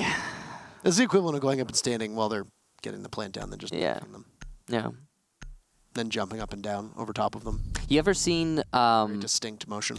You ever seen somebody on your... So getting team killed when you're down, when there's no way to save you, and they just want to deny the kill to the enemy? You ever seen that? I haven't seen that. I mean, I probably have, but it doesn't... That's another one of those. The disrespect. I don't know. There's a lot of ways the to be... audacity. There's a lot of ways to be audacious in Siege. So, middle floor here, after winning the new bomb site from SSG. Again, I like that curveball. Yeah, the curveball was great. The strategy was great. Space Station, the way they set themselves up. I love the bait there onto Tellers. They defended it in a unorthodox way. And I gotta appreciate that. The way that Evil Geniuses... And unorthodox, Michael. I thought I said unorthodox way. Unorthodox. All right, so whatever I said, I don't remember. Evil Geniuses now find themselves closer to an even match here. We're getting pretty close here. Space Station might give us a match after all, as much as the 4-2 split was suggesting otherwise. That unpredictability here, that Lobby almost had that distinction for a while. Back when we didn't have the same site rotation, a lot of teams would almost never go to Lobby. Yeah, way back. So when somebody would bring out a Lobby, you'd think to yourself, oh, okay, you know, it's Curveball. a bit odd. Yeah. It's an oddity. Yeah, and a curveball's a good way of putting it, so... At least for the time being, EG will go to something a little bit more normal, which will be that Lobby defense, as I had just mentioned. The key is going to be taking control of that second floor. Yep. And look at that, you got Brian playing in Bosco spot. But that castle will come out again from Rampy, and it's not going to be applied in any way that will assist Bosco, who is actually sitting in Bosco spot. I apologize. Bosco is actually sitting in Bosco spot. That is interesting enough. Bosco in Bosco spot. Yeah, still in Bosco on the Bosco spot. A run out here from the Thinking Nade.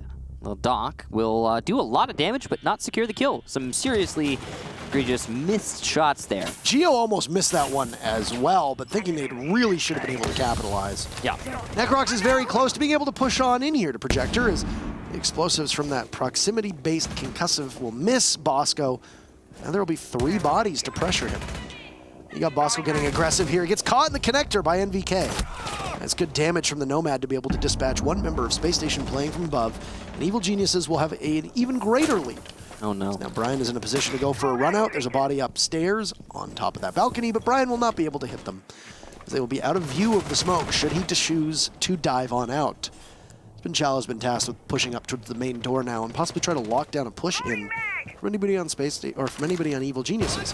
Keep in mind, EG does have some HP missing on Canadian, Young, and Geo, as Canadian just taking a bit of damage to his own breaching round as it takes out one of the castle barricades in Zulu. And you've now got entryway, should you want to go towards the back of that bathroom. There goes a logic bomb, and MVK will find his second frag. SSG will now battle from behind, and he'll get even farther back, as Brian knocked onto his heels. It's under fire from Canadian. There's a multitude of bodies around him. Doesn't really matter who's credited with that kill, but it's routine work as usual, as Evil Geniuses picks up round number 5. 1 round away from securing themselves 1 point in this match. A little bit of excitement, celebration there. possibly a little too early from Evil Geniuses. They're still 2 rounds away from a victory here. 1 round away from that draw, like you said. It's going to be top 4 from Space Station. Looks like they're going to not try a repeat of something that just did not work. The interesting thing to me is they're going to be going to top floor next. And, well, okay, what happened in that last round? EG got a bunch of picks on the top floor. They set themselves up to take out those roamers, and they took out those roamers. Following that, it was a pretty easy push onto the site from Evil Geniuses, and, well, they got site control. They didn't even need to go for a plant. It's pretty much over at that point. So, now actually defending the top floor, Space Station have to be wary of that presence from Evil Geniuses, and, well, try not to expose themselves too much. Curious that they're not going to bring a castle, as we theorized earlier in the match. Is very useful on this top floor, but just not being brought. There's also a Kaid. Not 100% sure what the plan is with the Electro Claws. He put 1 in the connector. I guess he probably just wanted to bring the DMR shotgun. Some people really love this shotgun. Almost nobody uses the AUG, for good reason. It's kind of not great. The AUG? Oh! Chala! No! You gotta hit those, man! No! Canadian is just under fire, but the man perseveres. Now, one big difference between this matchup and a matchup that would have happened a month ago is your reset mechanic. Canadian, who is sitting at just below what appears to be 25 HP, might actually be at that 20 HP threshold. You don't get reset to 50 HP anymore. Yeah. There's no medic on attack, unless you consider Finka, who's not in play at the moment. So Canadian will just sit at this HP with no chance to get healed back up. Yeah, there's no real reason to reset anymore. So I guess maybe in some situations if you're worried about a smoke, maybe, but or lesion traps. But for overall, it's not as it's basically been killed off. So yeah, definitely a big change for everybody. Necrox goes for the pre-fire on the pre-made hole, but loses the fight somehow to Brian.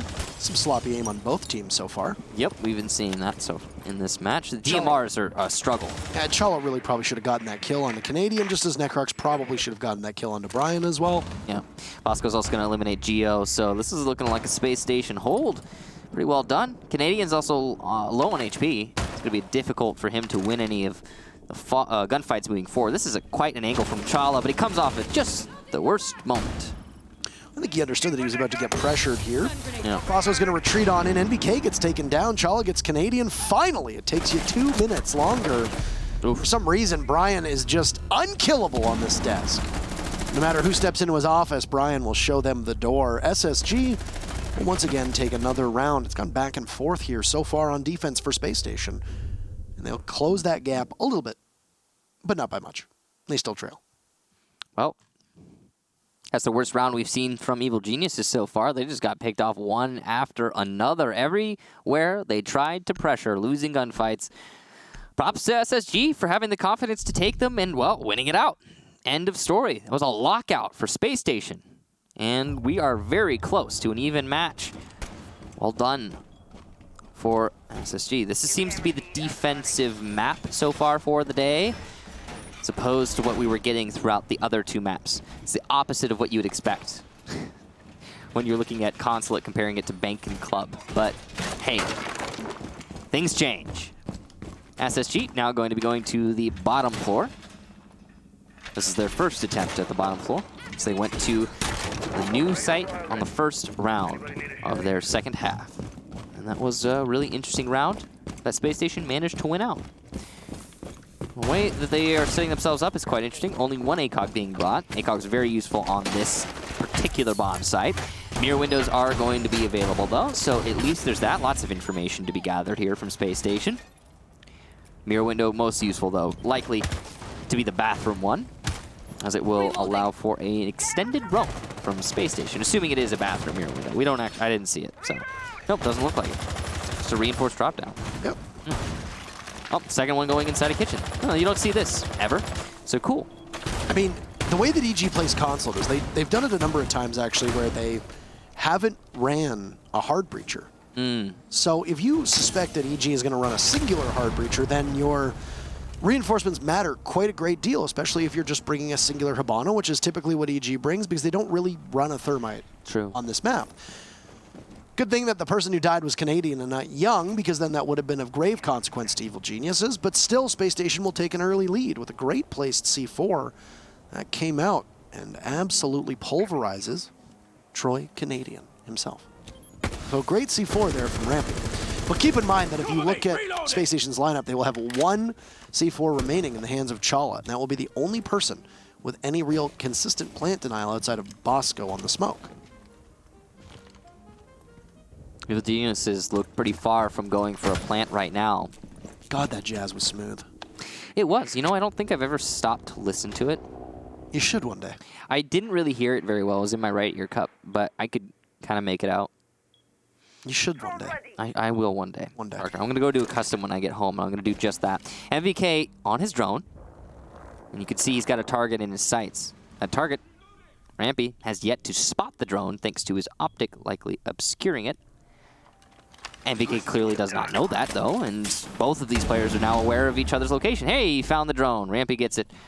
And now he is no longer being called out. There might not have been somebody sitting on that drone, because I have a feeling NBK probably would have pushed a little more. Probably especially if you had that information, right? So yeah. Unlikely. There's a second C4 that goes out, finds Geo, and SSG is warming up.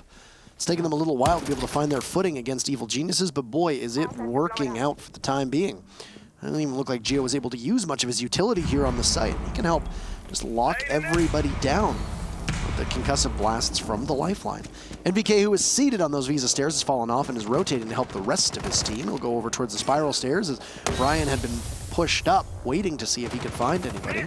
Necrox will need to confront both of these mirror windows, a difficult task. So he's just going to wander on down amidst the shroud of smoke.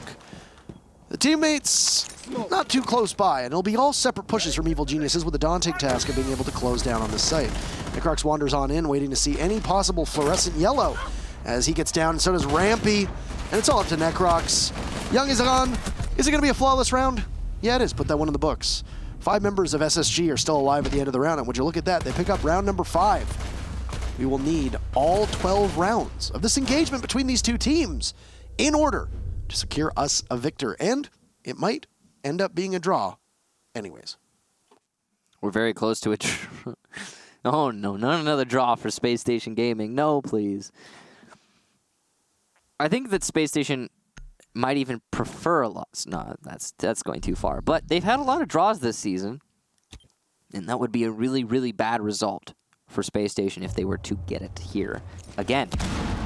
Though they've had quite a rally on the defensive half. It's been impressive. 3 of their 4 rounds played going the way of Space Station.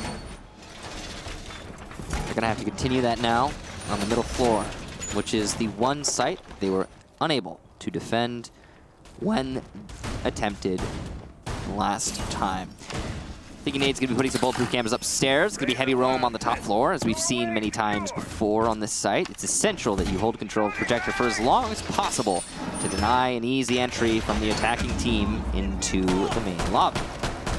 Some interesting holds being made.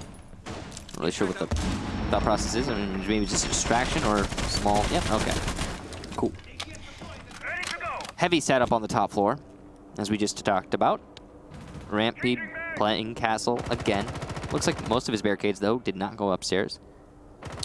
The Teller's Archive site was open, by the way, and so we're going to go to the lobby. Yeah, I guess it was just a pure curveball, nothing but. I mean, it works, right? You catch them off guard. It's your very first time, and I think it's one of those things where if it doesn't work, then you can be quite critical of the fact that it didn't work out. That's like teams on Border going straight to, bathroom tellers. Mm. It sometimes just is not. It's a gamble that can pay off, but a lot of times it doesn't. Right? It's like an open area hold as well in Bank. So, good moves by Space Station, caught EG off guard. And now EG have not really been able to recover all this well. The defense on Consulate have just been so strong. For both teams. Yeah, it doesn't matter which team it is here. Now, the last time that we saw an attack on lobby, it went EG's way. They were able to wrestle control from the upstairs pretty fast and then clamp down on the rest of the site. We'll see if that's the case this time, as EG seems to be a bit split, whether they're taking admin or whether they're taking over on the console side of things. Last time around, NVK was so pivotal, not just in terms of fragging potential, but also those air jabs will lock down a certain part of the map, allowing EG to invest in map control elsewhere and not really have to sweat too much about possibly being pushed from the back as long as you got those air jabs still in play. And there's going to be 3 of them that can be set down at any moment. Thinking Nate could need some damage there from the long angle. That's also from the long desk. Bosco also lit up. There is a dock in play though, so heals are available. Drone gets destroyed and he's unsure where from, but oh, what a shot from NVK. He's gonna down Bosco, who will be healed up by Thinking Nade. That's a good job to Thinking Nade to save his teammate. Unfortunate that NVK was not aware that he downed an enemy in that situation. Evil Genius is doing some damage upstairs, but ultimately the dock has brought Space Station back from the brink. That probably would have been an easy double kill for EG, but now EG's just going to fall back, and Rampy's going to get the first kill onto NVK. So the tides have turned, but Evil Geniuses have at least gotten control of Projector, which means they can focus attacking on the main lobby. As long as they keep any defenders from pushing into Projector, which they are doing via the balcony. That's where things get a little bit hairy now for EG, as they might not have a ton of utility. It really rests on whether Geos use those 2 frag grenades, whether Necrox has a logic bomb left or not. But that's a clean kill from Young. Sabana's going to run on in right through the smoke. Geo picks up 1 onto Bosco, and oh, a flick from Canadian will give EG a massive advantage. They're trying to keep it close. He'll shut down Geo. Rampy will be able to stop Young in his tracks. 15 seconds to go. Thinking Nade above. Rampy on yellow. The locations of the 2 remaining members of SSG might be completely unaware in terms of Evil Geniuses. Rampy shuts one down, and Thinking Nade is there, and SSG will take their very first lead of the game. They are fired up. And they will at least walk away with 1 point, and we are 1 round away from Space Station maybe tying yet again. Oh man, Space Station in their draws. They are big on those 6-6s. I could just feel it happening. That's the thing, is like Space Station have been on such an amazing comeback, and I want to get hyped for their comeback, but I can feel the 6-6 happening. It's coming, guys. It's right around the corner. That's the way it seems. Every time Space Station are in this position, right here, 6-6. We'll see. We'll see. That last round, I honestly thought EG was going to be able to get the rally. They were fragging out in the main lobby. One thing that I find extremely curious is that instead of just planting in main lobby, Young chose to run into Piano. And that's why he died to Rampy, who came from the yellow stairs. Maybe just plant Loading new mag. in main lobby. It happened, and now it's done. Evil Geniuses find themselves on match point. They need to win this. If they can, they will get 1 point, but that's going to hurt their chances at regaining that top spot. Oh, Chala. Very close to hitting that shot by Drones ready. the gas station. Canadian, though, playing on Ash. Very fast. Hard to hit that. It's the second time Chala's gone for that exact same maneuver, just looking a little bit differently this time. It was through the metal windows, the spiral little rail one. Correct. Yeah. That's where the Shate spot would be. Is it called that Shate spot? I think Shate has to get some credit for popularizing it. It's true, it's true. I think Cantor Keddy also did that foolproof camera on bank that faces towards the top of garage. There's another thing I think we can give credit for. I believe there was a Twitter thread about that today, actually. There was, yeah, there was a Twitter thread about that. Yeah. What a thread that was. You gotta give respect where it's due. Those OGs. Nobody calls it Kanto spot anymore. Do you know, in North America, there was a player who invented throwing grenades from below, and I don't even remember what his name was. You don't respect the OGs, Michael. I don't respect the OGs as an OG. It's a recurring theme here. Yeah. Yeah. So, final round between these 2 Titans of the region. Wouldn't show it on the scoreboard for SSG, or rather the standings, as they have lagged behind their competition, but they have 1 round to prove that they are capable of beating the best that NA has to offer. So far, the only team that's been able to get a victory over Evil Geniuses this season, Reciprocity, who just lost quite handily to Accelerate. So, second half of the season could go a little differently. Got 90 seconds left to work with here for EG, as both frag grenades from Geo will get tossed on in, and there goes a logic bomb as well from Necrox, but doesn't really seem to have shaken SSG much at all. The fact that one of those Excaros was successful is huge, even though the rest of them are getting denied. Actually, he just shot his own. I'm guessing the reason is he doesn't want to be pressured from long desk. Yeah, but I'm pretty sure that was Young shooting his own Excaros. Bosco, so second guessing, but hey, whatever, it's done now. Canadian is going to go down on the connector window. Good job to Bosco there for maintaining that control. That's going to allow him a lot of flexibility in denying the A-bomb site using those gas canisters. He's also got Brian playing the long angle from bathroom and Chala playing the long angle from, oh yeah, you guessed it, CEO. The smokes come out though, and the logic bombs at the same time. Young is going for the plant. He's in the midst of the smoke though and has to move. Dokkaebi logic bombs doing some great work here. Young barely alive. He could die to anything at this point. Thinking Nate comes up from behind and takes out Necrox. Brian eliminates Young because the desk is broken. See Geo working his way into sight, but he's all alone. He's going to lose the fight to Chala. Space Station, a really solid lockout there, and they will win the match. No draw for them. When you win 5 of your 6 defenses, things tend to go quite well for you and the rest of your team. And it was a bit of a slow start for players like Chala and players like Brian, but they picked it up in that second half and were able to make some great contributions, both in terms of utility and in terms of fragging potential. And it was very much needed, let's put it that way. Space Station claws out a pretty impressive victory over Evil Geniuses, toppling the former Titans of NA and keeping these standings really close. This is a victory for Reciprocity as well, as they still are only 1 point back of EG on those standings. Today is the day of underdogs. EXG beating Reciprocity, SSG beating Evil Geniuses. And then, you could say the Rogue DZ match, less crazy. I mean, either one of them could have won that one. But still, great job to SSG, great job to EXG, and, well, I guess great job to DZ as well. Great overall matches today. That last one a little bit of a surprise. I am just especially happy that it wasn't a draw. That's what I'm really happy about. No other circumstance would I be happy other than when SSG is playing. I think a lot of people probably expected EG to walk away with this. Yep. I know I did. It was 66% of people thought EG would. I went 0 for 3 on my predictions today. I went, well, I don't predict. I don't usually predict either. Yeah. But I have been asked to, so I have started, despite my opposition to the process. Okay. And I went 0 for 3. I didn't get asked to, so I don't make predictions. I didn't. I mean, we don't make predictions usually. But a really big victory for Space Station. A really big victory for Accelerate Gaming as well, and a big victory for Dark Zero, who will now sit alone atop the scoreboard, but we'll get to the standings in just a bit. First, we have an interview with Space Station Gaming. And I'm imagining that it's going to be Mr. Justin Woods, who I think I'm the only person who's interviewed you this season. Oh, okay. No, Milosh did. Did Milosh interview you once? Yeah, last week. Okay. We only have 3 wins, but we're trying to get more, You don't get interviewed for draws, I found out. I don't know. Yeah, it turns out. I appreciate seeing you again. It's always nice to have you here. Congratulations on your you victory too. today. You are still statistically able to make it to the playoffs. If you're going to do so, victories like today are going to mean an awful lot. What was your prep work going up against EG? Did you expect to go to Consulate? Did you expect to go with the operator bands? You banned out Capitao and Maestro. Take us through the game today.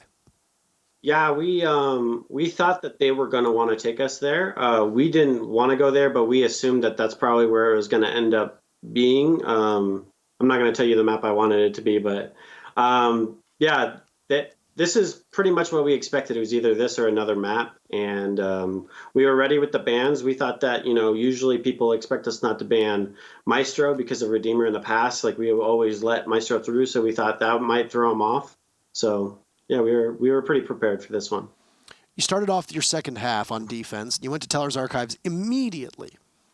Now, as somebody who's been involved in the scene for quite so long, I'm sure you are well aware of a lot of teams gambling on the oddball site to start off a defensive half and falling short. What was the point of that gamble? Was it simply to catch them off guard? Because you didn't end up going back to Teller's Archives for the remainder of your defense.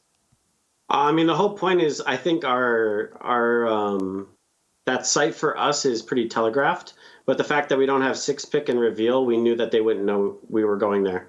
So we went there. It's a very fair point. And that's some strategy that needs to come in as well. Now, looking at the remainder of the season, you got 5 more games to go. Well, technically 4, because you're going to have the 1 bye week. That would have been your match against Orglis.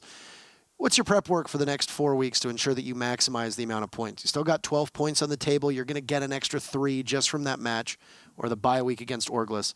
You got 12 points on the table. What's your game plan? What's your war path forward through NA? Yeah, just pretty much like a boot camp. Trying to make sure that we're like ready to go on all the maps. And, a good thing too, I think EG is a really good team. I think that they're definitely going to get through, go to LAN. So try to scrim with them as much as possible and just keep getting better. Last question, Brian's impact on the team. You talked about it a bit last week.